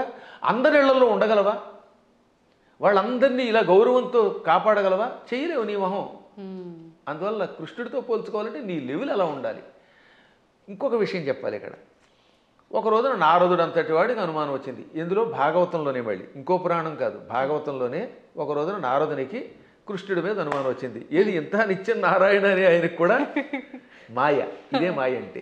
ఇప్పుడు మీరు నా ఎదురుగుండా కూర్చున్నా మీరు అప్పుడప్పుడు నన్ను కూడా సామాన్యుడని ఎలా మాయలో పడిపోతూ ఉంటారో అలాగా కృష్ణ పరమాత్ముడి నామస్మరణం చేసే నారదుడు కూడా కృష్ణుడిని సామాన్యుడు కదా, ఇంతమంది భార్యలతో ఎలా వేగుతున్నాడు, 16,108 మందితో ఎలా వేగుతున్నాడు పరిశీలించాలనిపించింది. ఇది మాయ అంటారు దీన్ని. అందుకని వెంటనే ముందు ఏం చేశాడు, రుక్మిణీ మాత ఇంటికి వెళ్ళాడు. రుక్మిణీదేవి ఇంట్లో ఇద్దరు రుక్మిణీదేవి గదిలో ఒక మంచం మీద కూర్చొని సరదాగా పాచికలు ఆడుకుంటున్నారు, జోదం ఆడుకుంటున్నారు. రావోయ్ నారద అన్నాడు ఆయన. ఓ నమస్కారం చేసి, ఇప్పుడు రుక్మిణి దగ్గర ఉన్నాడు కదా, ఇక్కడ నుంచి రెండో భార్య జాంబవతి దగ్గరికి వెడదాం. రెండో ఆవిడ జాంబవతి, 3 సత్యభామ. ఎందుకని శమంతకమణిని తీసుకురావడానికి వెళ్ళింది ముందు జాంబవతి దగ్గరికి, జాంబవతిని పెళ్లి చేసుకుని వచ్చాక ఆ తర్వాత సత్రాజిత్తుకి మణిస్తే 3వ భార్య సత్యభామ అయ్యింది. ఇప్పుడు ఏం చేశాడు, రెండో భార్య దగ్గరికి వెళ్ళాడు. అక్కడ కృష్ణుడు కనపడలేదు, జాంబవతి కనపడింది. అమ్మ జాంబవతి, ఈ కృష్ణుడు ఉన్నాడే ఆ రుక్మిణి దగ్గర అనేదో చెప్పబోతూ ఉంటే, ఏమిటి మహర్షి చెబుతున్నారు మావిడికి అని ఆవిడ పక్క నుంచి వచ్చేసాడు ఈయన. మా ఆయన ఇప్పటిదాకా నా పక్కనే ఉన్నాడు, నాకు జడేస్తున్నాడు, నువ్వేదో రుక్మిణి అంటున్నావు ఏమిటంది. అబ్బాయి లేదమ్మా, రుక్మిణి దగ్గరికి వెళ్లకుండా నీ దగ్గరికి వచ్చాడని చెప్పబోతున్నానని మాట మార్చి ఇక్కడి నుంచి సత్యభామ దగ్గరికి వెళ్ళాడు. అమ్మ సత్యభామ, నీకెన్ని కష్టాలు వచ్చాయి అనబోతూ ఉండగా, సత్యభామ ఏం కష్టాలు వచ్చాయి, మా ఆయన నాకు వంట చేసి పెడుతున్నాడు అంది. ఆ లోపల వంట చేసి పెడుతున్నాడు. ఇలా ఈయన రుక్మిణి, జాంబవతి, సత్యభామ, కాళింది, నాగ్నజితి, లక్షణ, సుదంత, భద్ర, ఈ 8 మంది పట్టమహిషులు, ఇంకా మిగిలిన 16,100 మంది, ఈ 8తో కలిసి 16,108. అందరి పేర్లు చెప్తాను, ఓ ఏడాది పడుతుంది మరి మీకు రాసుకోగలనండి వరసగా. వాళ్ళందరి పేర్లు నాకు తెలుసు, కంఠస్థం కూడా చేశాను. ఎవరికైనా ఓపిక ఉంటే ఓ ఎపిసోడ్ అంతా వాళ్ళ పేర్లు అలా చెప్పుకుంటూ వెళ్ళిపోతాను. ఒక్కొక్కళ్ళ పేర్లు 2 సుకేసిని, కేసిని, మంజస, సమంజస, పుంజస, ఇలా రకరకాల పేర్లు కొన్ని రిపీట్ అవుతూ ఉంటే కొద్ది తేడా ఉంటాయి. ఎంతమంది ఇళ్లల్లోనూ ఈ నారదుడు వెళ్ళడం, ఒక ఇంట్లో పాలు పితుకుతూ, ఓ చోట పాయసం చేస్తూ, ఓ చోట కాళ్ళు ఒత్తుతూ, ఓ చోట ఏమో ఇంకోటి చేస్తూ, ఓ చోట ఏమో ఇల్లు తుడుస్తూ, ఓ చోట సరదాగా ఆవిడతో పాచికలు ఆడుతూ, ఓ చోట ఏమో ఇంకో బంతి ఆడుతూ, అన్ని చోట్ల కనబడ్డాడు. పిచ్చెక్కిపోయింది నారదునికి. అంతే కదా మరి. ఇది భాగవతంలో నారదుడు కృష్ణుని పరీక్షించుట అనే ఘట్టంతో రాశారు భాగవతంలో. అప్పుడు ఆయనకి జ్ఞానోదయమై, నేను నిరంతర హరినామస్మరణం చేసిన వాడిని, నారాయణుడు సర్వాంతర్యామని తెలుసు. అసలు విష్ణు అనే శబ్దం మనకు అర్థం ఏంటి, వ్యాపకశీలత్వాత్ విష్ణు, అంతటా వ్యాపించి నిండి ఉన్నవాడు కనుక విష్ణు అని పేరు. ఆయన భక్తుడిని ఆయన ఎక్కడున్నాడు, అక్కడున్నాడా లేదా అని పరిశీలించడం ఏమిటి అని అజ్ఞానంలో పడ్డానని గ్రహించి వెంటనే కాళ్ళ మీద పడి స్తోత్రం చేస్తాడు. అంటే నారదునికే మాయ కలిగితే ఇక మనకి రావడంలో ఆశ్చర్యం ఉంది. కాబట్టి అన్ని చోట్ల ఉంటాడు ఆయన. ఆయన స్థాయిని మనతో పోల్చుకుని ఆయనలా ప్రవర్తిద్దామంటే, పులిని చూసి నక్క వాతలు ఎట్టుకుంటే వాతలు మిగులుతాయి, ఉన్న చర్మం పోతుంది, కానీ పులి మచ్చలు రావు. గురుగారు, ఇప్పుడు మీరు చెప్పిన దాన్ని బట్టి కృష్ణుడు ఆయన భార్యలతో ఉన్నది ఒక ఉదాహరణగా మాకు అర్థమవడం కోసం చెప్పినా అది వినటానికి అయితే చాలా బాగుంది. ప్రస్తుత రోజుల్లో నిజంగా భార్యాభర్తల బంధం అలా లేదని చెప్పాలి. అంటే అందరూ అని కాదు, కొంతమంది ఒక మిత్రుల్లా ఉండాలి అంటే సమయానికి తగ్గట్టుగా ఇద్దరు భార్యాభర్తలు అన్యోన్యంగా అలా ఉండాలి, కానీ అలా ఉండట్లేదు. ఎందుకని అంటారు? ఇప్పుడున్న కారణం ఏంటి చెప్పమంటారమ్మా, అసలు సగం సినిమాలే పాడి చేస్తున్నాయి కొంత, ఇప్పుడు సినిమాలు మరికొంత. మనుష్యులలో ఆర్థిక స్వాతంత్రం వచ్చేసింది. పిల్లల్ని చిన్నప్పటి నుంచి గారంగా పెంచడం తల్లిదండ్రులు చేస్తారు, సందేహం లేకుండా పెంచాలి. కానీ అదే సమయంలో భార్యాభర్తల బంధం ఒకరితో ఒకరు ఎంత జాగ్రత్తగా ఉండాలి, క్షణికోద్రేకాలతో కోపాలు తెచ్చుకొని తిట్టుకోకూడదనేది చిన్నప్పటి నుంచి చెప్పట్లేదు కదా. ఇప్పుడు పూర్వం రుక్మిణీ కృష్ణుల కథ, సీతారాముల కథలు చిన్నప్పటి నుంచి నూరిపోసి ఏదన్నా చిన్న చితక గొడవలు వస్తాయి. భార్యాభర్తలకు తగాదాలు లేకుండా ఎలా ఉంటాయి. సతీదేవి కూడా శివుడి మాట వినకుండా వెళ్ళిపోయిందా లేదా? ఒక్కసారి సతీదేవి శివుడు వద్దంటున్నా వినిపించుకోకుండా పుట్టింటికి చూడడానికి యజ్ఞానికి వెళ్ళింది, శరీరం విడిచిపెట్టింది. భర్తకు దూరం అయితే చివరికి మిగిలేది అదే. డబ్బు సంపాదించవచ్చు, నువ్వు ఇంకేదైనా పలుకుబడుతూ ఉండొచ్చు, కానీ భార్యాభర్తలు ఇద్దరూ ఐకమత్యంతో ఉండడం వల్ల వచ్చే ఆనందం వేరని కథలు చెప్పేవారు పూర్వం. మా చిన్నప్పుడు ఇలాంటి కథలే చెప్పేవారు. అందువల్లే పూర్వం ఒకసారి పెళ్లి చేసుకుంటే యావత్ జీవితం వాళ్లే దంపతులు. ఇప్పుడు 16 రోజుల పండుగ గడిస్తే గొప్ప. తొలినాడు ఏదో హడావిడి, మలినాడు మడావిడి అన్నట్టుగా అయిపోతుంది. 16 రోజుల తర్వాత మళ్ళీ ఇద్దరు విడిపోతున్నారట. కొట్టుకోవడాలు, తిట్టుకోవడాలు, ఇవన్నీ కొంత తల్లిదండ్రుల యొక్క పెంపకం లోపం, కాల ప్రభావం, మీడియా ప్రభావం అన్నీ ఉన్నాయి, ఒకదాని మీద ఒకటి పడుతున్నాయి. కానీ దైవానుగ్రహం వల్ల మళ్ళీ పూర్వపు లక్షణం వస్తుందని నాకు నమ్మకం. అందువల్ల నా ఉద్దేశంలో చిన్నప్పటి నుంచి పిల్లలకి చక్కని కథలు చెప్పాలి. వస్తాయి తగాదాలు అయినా, కానీ అయినా కలిసి ఉండండి. ఎప్పుడైనా భార్య కోపం వచ్చినప్పుడు భర్త తగ్గాలట, భర్త కోపం వచ్చినప్పుడు భార్య తగ్గాలి. ఈవిడేమో తోసుంటా అంది, ఈవిడ తోసుంటా అన్నాడు, ఇంకేముంది రెచ్చిపోతే కొట్టుకుపోతారు. ఇంకా విడాక్ అయిపోయింది. దీనివల్ల ఏమిటి సాధిస్తున్నారు చివరికి? ఒక్క ఇంట్లో సుఖంగా ఉంటున్నారా? ఇవాళ కలియుగంలో గుండెకాయ లబ్ డబ్ అని కొట్టుకోవడం మానేసింది. పూర్వం గుండెకాయ లబ్ డబ్ అని కొట్టుకునేది, ఇప్పటికీ చేయేస్తే లబ్ డబ్ అని ఉంటుంది. కానీ లబ్బు పోయి డబ్బు డబ్బు డబ్బు అని కొట్టుకుంటుంది. అదొక జబ్బు కింద పట్టుకుంది. దాంతో కుటుంబాలు విచ్ఛిన్నమైపోతున్నాయి. అయినా మా అదృష్టం ఏంటంటే మేము పిల్లలకి చిన్నప్పుడు వచ్చే సంస్కారం వల్ల మా పిల్లలు అలాగే చక్కగా కలిసి ఉంటున్నారు. మా అన్నదమ్ముల పిల్లలు కలిసి ఉంటున్నారు. అందువల్ల వీటిని మళ్ళీ ఆదర్శంగా తీసుకోవాలి. ఈ మధ్యన మా పురాణాలు విన్నాక చాలామంది మార్పు చెందుతున్నారు. క్షణికోద్రేకంతో విడిపోతే ఉంది. తల్లిదండ్రుల ప్రేమ పిల్లలకు ఉండదు. ఈ పిల్లలు మళ్ళీ పిశాచాల్లా తయారైపోతారు. వీళ్ళు కొట్టుకుంటారు, హత్యలు చేస్తున్నారు, చస్తారు, బాంబులు వేసుకుంటారు. చివరికి ఏం సుఖం? ఒకసారి ఆలోచించండి. అందువల్ల ఐకమత్యంలో భార్యాభర్తలిద్దరూ ఒక అవగాహనకి రావడంలో ఎన్నో లాభాలు ఉన్నాయి. అసలు 3 ముళ్ళు అందుకే పెట్టారు. 3 ముళ్ళు ఏమిటి అనుకుంటారు? ధర్మేచ. ఒక ముడి ఎందుకు వేస్తున్నాడంటే ఈ రోజు నుంచి మన ఇద్దరం కలిసి ధర్మమును ఆచరిద్దాం. ధర్మం కోసం ఒక ముడేట. అంటే ఈ రోజు నుంచి భార్య భర్త ఇద్దరూ కలిసి ధర్మమును ఆచరించెదరుగాక. అర్థేచ. ధనం విషయంలో కూడా మీకు మీరే మాకు మేమే అని కొట్టుకోకుండా నువ్వు సంపాదించు, నేను సంపాదిస్తాం, ఇద్దరు డబ్బులు అక్కడ పెడదాం, ఇద్దరం కలిసి అవగాహనకు వచ్చి ఖర్చు పెట్టుకుందాం. ఈరోజు నువ్వు గొలుసు చేయించుకో, వచ్చే నెలలో నేను ఉంగరం చేయించుకుంటాను. ఆ తర్వాత ఇద్దరం కలిసి కొంత లోను పెట్టుకుని, ఎలోనుగా బతకకుండా లోను పెట్టుకుని ఇల్లు కట్టుకుందాం, లోన్ తీర్చుకుందాం, ఇలా అనుకోవాలి. అలాగే ఏ విషయంలో అయినా ధనాన్ని విషయంలో భార్యాభర్తలు ఒకరికి తెలియకుండా ఒకళ్ళు ఖర్చు పెట్టకూడదు. అత్యావశ్యక స్థితిని ఉంటుంది అప్పుడు తప్ప. అందువల్ల అర్థము విషయంలో 2వ ముడి ఇవ్వాలి. ఇక 3వది కామేచ. కోరికలు కూడా ఇద్దరు కలిసి తీర్చుకోవాలి. ఆవిడికి దెబ్బకఠ దొంగల ముఠా సినిమా ఇష్టం, ఈయన గారికి ఏమో నాలాగే జయసింహ ఇష్టం. నేను జయసింహే చూస్తాను, కాదు నేనేమో ఇవే చూస్తాను అనకుండా ఓ రోజు జయసింహ, ఓ రోజు దెబ్బకఠ దొంగల ముఠా చూడండి. అలా ఇద్దరు కలిసి ఒకళ్ళు జానపదం ఇష్టం, ఒకళ్ళకి ఏదో గోడచారి సినిమాలు ఇష్టం, ఒక్కొక్కళ్ళకి అవి ఇవి కాకుండా ఊడు పిల్లలు కొట్టుకునే సినిమాలు ఇష్టం. అలా ఇష్టాలు ఇద్దరు దాన్ని ఏమంటారు పంచుకోవాలి. ఇంకా 2వది భార్యామణికి రోజు మైసూరు బజ్జీ ఇష్టం, ఈ భర్త గారి కర్మ వాడికి ఎప్పుడు ఫ్రైడ్ రైస్ ఇష్టం. అప్పుడు ఇద్దరు కొట్టుకోకుండా 2 చేసుకుని 2 చెరిసగా తినమనండి, ఏం చేస్తాం? అలా కోరికలు కూడా కలిసి తీర్చుకోవాలి. అందుకని ధర్మేచ అర్థేచ కామేచ నాతి చరామి అన్నాడు. నాతి చరితవ్యం అని పురోహితులు వారు మంత్రం చెబుతారు. అతి చరితవ్యం అంటే దాటి వెళ్ళుట, చెప్పకుండా చేయుట. నా అతి చరితవ్యం అంటే దాటి వెళ్ళను. ధర్మ అర్థకామములలో నీ మాటే వింటాను, నిన్ను దాటి వెళ్ళను అని మంత్రం పురోహితులు వారు చెప్పమనగానే, బ్రహ్మగారు చెప్పమనగానే ఈయన నాతిచరామి అంటాడు. నా అతిచరామి. అతిచరామి అంటే నిన్ను దాటి వెడతాను, నీకు చెప్పకుండా చేస్తాను.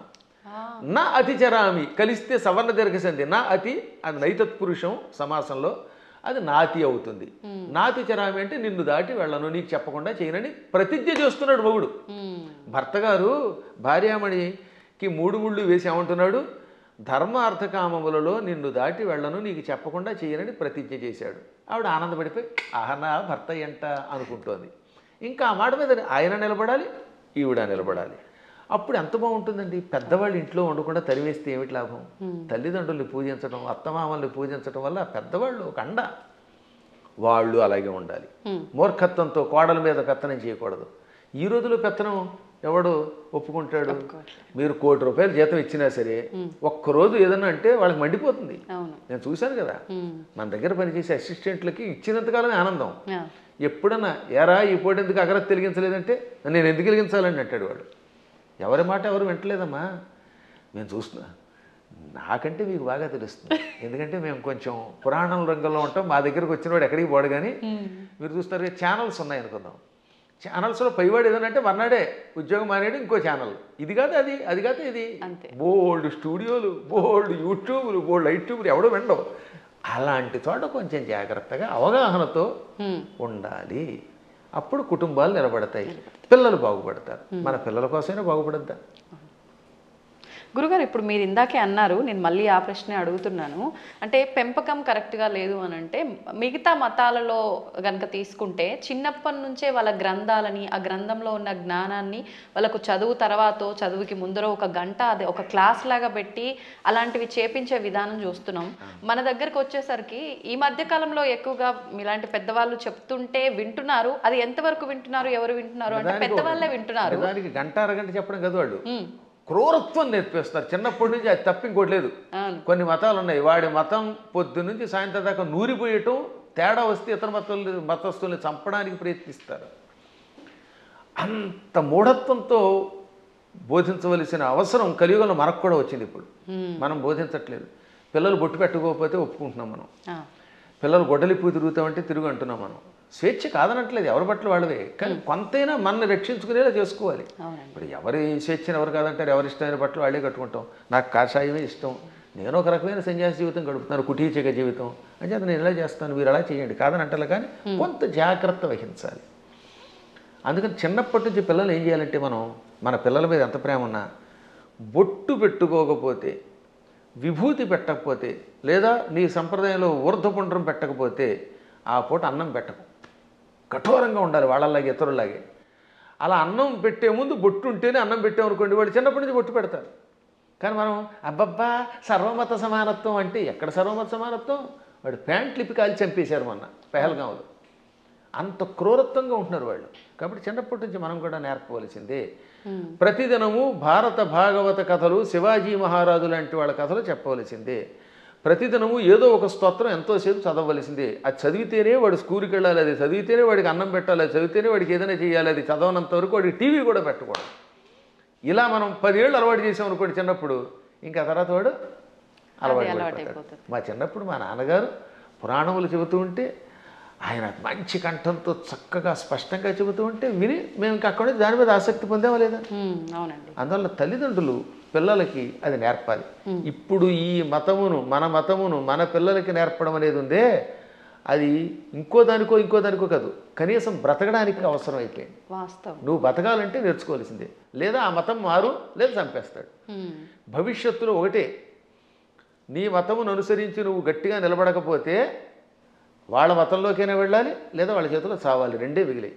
చావలేము, ఆ మతంలోకి మారలేము, మధ్యలో బతకడానికి లేదు. కాబట్టి హిందువులారా, ఎవరేమనుకున్నా సూటిగా స్పష్టంగా మీకు చెబుతున్నాను, హిందువుల ఐకమత్యంతో ఉండడం ఇప్పుడు వాళ్ళ బ్రతుకు కోసం అవసరం. మీరు మీ పిల్లలకి చిన్నప్పటి నుంచి మన ధర్మాన్ని నూరిపోయండి, మన గురువుల దగ్గరికి తీసుకెళ్ళండి, ఆలయాలకు తీసుకెళ్ళండి. శని ఆదివారాలు వచ్చేయంటే వెళ్ళి తెరవలసిందే గుడికి. మీ పిల్లలకి బొట్టు పెట్టుకోకపోతే, రామ అనకపోతే, కృష్ణ అనకపోతే, శివ అనకపోతే అన్నం పెట్టకండి. అలా నేర్పకపోతే భవిష్యత్తులో మీకు ఏ విధమైన దిక్కు ఉండదు, మిమ్మల్ని రక్షించేవాడు లేడు. బాగుపడతారా? నా మాట వినండి, లేదా పొండి కర్మపుణ్యము పాలై అని ఎంత గట్టిగానో చెబుతున్నానమ్మా. ఇటువంటివి చాలా అవసరం. ఇవాళ మీ బొట్టి వాళ్ళు ఇంకా ఈ ధర్మాన్ని ప్రోత్సహిస్తున్నారు కనుక. గురుగారు, ఇప్పుడు మీరు చెప్పారు బొట్టు పెట్టుకోమని మీ పిల్లలకు నేర్పండి అని. ఇప్పుడు మా జనరేషన్ వాళ్ళని తీసుకుంటే మీరు చెప్పేవి వింటే మాకు కొన్ని అర్థమవుతాయి, కొన్ని అంతవరకే మాత్రమే తెలుసు, మాకు ఆ జ్ఞానం మాత్రమే, దానికి ముందర వెనక ఇంకేముందనేది తెలియదు. ఇప్పుడు అన్నారు బొట్టు పెట్టుకోవాలమ్మా, అది మన ధర్మం అని చెప్పి, నేను వెళ్ళి ఇప్పుడు అదే సేమ్ నా పిల్లలకి చెప్పాను అనుకోండి, అవును బొట్టు పెట్టుకోవడం మన హిందూ ధర్మంలో ఉంది, అసలు ఎందుకు పెట్టుకోవాలి, దాని వెనకాల రీజన్ ఏంటి అడిగితే మా బోటి వల్ల అసలు మేము చెప్పలేకపోతున్నాము. ముందు ఒకటి చెప్పండి వాళ్ళకి. ఇప్పుడు ఆ పెహల్గాంలో ఎందుకు కాల్ చేశారు? వాళ్ళ మతంలో లేరని, అంతేనా? దానికి ఏమన్నా రీజన్ ఉందా? ఇప్పుడు నువ్వు బొట్టు పెట్టుకుంటూ ఇలా ఐకమత్యంతో 10 మంది కలిసి ఉండకపోతే రేపు పొద్దున్న నువ్వు మా వాడివి కాదని చంపేస్తారు. కాబట్టి ఒకటి ముందు మన ధర్మం బతకడానికి అవసరం చెప్పండి. రెండవది ఈ కనుబొమ్మల మధ్యలో బొట్టు పెట్టుకుంటే ఒకటి అందం. ఇప్పుడు మీరు ఆ కాస్త బొట్టు తీసేసి ఉంటే మీ మొహం చూడలేం, అదో రకంగా కనపడతారు, పిశాచపు మొహంలో ఉంటుంది. బొట్టు పెట్టుకుంటే సౌందర్యం. తర్వాత ఈ కనుబొమ్మల మధ్యలో జ్ఞాపక శక్తి పెంచడానికి చాలా ఉపయోగపడుతుంది. రోజు నిత్యం ఈ చూపుడు వేలుతోటి బొట్టు పెట్టుకోగా ఒత్తిడికి జ్ఞాపక శక్తి పెరుగు, చురుకుతనం పెరుగుతుంది. కొంతకాలం అబ్జర్వ్ చేయండి మీరే. ఇప్పుడంటే కెమికల్స్ వచ్చాయి, స్టిక్కర్స్ వచ్చాయి, కానీ పూర్వం కుంకుమ అంటే కుంకుమ పెట్టుకుంటే దానివల్ల ఆడవాళ్ళలో ఒక రకమైన జ్ఞాపక శక్తి, ఇంట్లో ఏ మూల ఏ వస్తువు పెట్టినామో వాళ్ళకి గుర్తున్నట్టుగా ఎవరికి ఉండదు. పోపుల డబ్బాలో ఫలానా దాంట్లో కందిపప్పు ఉంది, ఫలానా దాంట్లో పెసరపప్పు ఉంది, ఆవాలు ఉన్నాయని ఎలా గుర్తుపెట్టుకున్నారమ్మా వాళ్ళు అవధానులు. మేము పద్యాలు గుర్తుపెట్టుకున్నట్టుగా అది బొట్టు వల్లే వస్తుంది. జుట్టు చక్కగా కొబ్బరి నూనె రాసుకుని దువ్వుకుంటూ ఉంటే జుట్టు ఊడిపోకుండా ఉంటుంది. ఇప్పుడు కొబ్బరి నూనె ఎందుకు రాసుకోవాలంటున్నారు? అందుకని కొబ్బరి లేదు, రబ్బరి లేదు, శుభ్రంగా నున్నగా అయిపోతుంది. దానికోసం బోడి ఖర్చు పెడుతున్నారు. అవునా? కాబట్టి పేలు పట్టకుండా ఆరోగ్యంగా ఉండదు, తలనొప్పి తగ్గుతుంది. ఇప్పుడు మీకు తలనొప్పులు ఎక్కువ ఎందుకు వస్తున్నాయంటే కేవలం నూనె రాసుకోకపోవటం, వారానికి ఒకసారి కుంకుడుకాయలతో తలంటుకుపోవడం వల్ల హెడ్ఏకులు వచ్చి దానికోసం మందులు వాడి, ఈ మందుల వల్ల ఇంకో రోగం వచ్చి మోకాలు నొప్పి వచ్చి, మోచేయి నొప్పి వచ్చి గట్టిగా నడవలేరు, కూర్చోలేరు. అందుకని లిఫ్ట్లు పెట్టవలసి వస్తుంది. మేము పైకి కిందకి 4 అంతస్తులు రోజుకి 8 సార్లు ఎక్కుతున్నాను, దిగుతున్నాను. నేను ఇంతవరకు లిఫ్ట్ ఎక్కలేదు తెలుసా? ఇప్పుడు మీరు పైకి వచ్చిన ఈ భవనంలో నేను ఇంతవరకు లిఫ్ట్ ఎక్కలేదు ఒక్కనాడు కూడా. నేను ఒకడికి లిఫ్ట్ ఇవ్వాలి కానీ నాకు ఒకటి లిఫ్ట్ ఇవ్వడం ఏమిటి యంత్రం? అందువల్ల నేను నడిచి వస్తున్నాను. అది కారణం ఏంటంటే తలంటుకోవటం, కొబ్బరి నూనె రాసుకోవటం, ఒంటికి అప్పుడప్పుడు తైలమర్దనం చేసుకుని శుభ్రంగా అభ్యంగన స్నానం చేయటం, బొట్టు పెట్టుకోవడం, ఈ సంప్రదాయాలు ఆరోగ్యాన్ని ఇస్తాయి. మన సంప్రదాయాలన్నీ ఆరోగ్య సూత్రాలే. మన తలలో ఉన్నటువంటి బ్యాక్టీరియాని చంపి ఆ చేదు, కుంకుడు చేదు బట్టతలు రాకుండా కాపాడుతుంది. రెగ్యులర్గా కుంకుడుకాయతో వారానికి 2 సార్లు 1 సారి స్నానం చేయండి, జుట్టు వస్తుంది. షాంపూలు పెట్టండి, వెంటనే ముందు తెల్లని రంగు క్యాంప్ వేస్తుంది షాంపూ వల్ల, అందుకే తెల్లబడిపోతాయి. ఆ తర్వాత ఈ తెలుపు బాగు చేయడానికి మళ్ళీ రంగు వేయాలి. ఆ రంగు వేసేసరికి మొత్తం జుట్టు ఊడిపోయి చుట్టూతో 4 వెంట్రుకలు దానికి రంగు వేయటం, లేదా మళ్ళీ విగ్గులు పెట్టుకోవడం, ఎన్ని గొడవలు వస్తున్నాయి. కాబట్టి మన సంప్రదాయంలో అన్ని ఆరోగ్యానికి పనికొచ్చేవి. అయినా కొన్ని విషయాల్లో ఇంకెందుకు అడగకూడదండి. నేను ఎందుకు పుట్టానంటే ఏం చెబుతావు? మనం పుట్టామా లేదా? ఆ పుట్టడానికి మన కారణం మన చేతిలో లేదు. అది మన కర్మ ఏది ఉందో మనకు తెలియదు. కాబట్టి నువ్వు ఎందుకు పుట్టావు, నువ్వు ఎందుకు అన్నం తింటావు, అన్నం తిన్నంతకాలం, నువ్వు పుట్టినంతకాలం, నువ్వు పరిగెడుతున్నంతకాలం నువ్వు కొట్టెట్టుకోవాల్సిందే. కొన్నింటికి ఇంకా లేదు, నువ్వు లాగి కొట్టించుకోవటమే. దెబ్బ కనపడుతుందా? దేవుడు ఎక్కడున్నాడో చూపించమని అడిగట్టు వెనకడికి. లింగ పురాణంలో ఒక నాస్తికుడు వచ్చి దేవుడు లేడు, ఉంటే చూపించన్నట్ట. వెంటనే గురువుగారు లాగ్ గోపేదుడు కొట్టాడు. బాబోయ్ అన్నాడు. ఏం బాబోయ్ ఎందుకు అన్నావంటే బాధ అన్నాడు. ఏది బాధ చూపించన్నాడు. లాగ్ గోపేద కొడితే బాధ కలిగింది అన్నాడు. బాధ ఏది చూపించంటే బాధ ఎలా చూపిస్తామండి, లోపల ఉంటుందన్నట్ట. అలాగే దేవుడు కూడా అంతటా ఉన్నాడురా.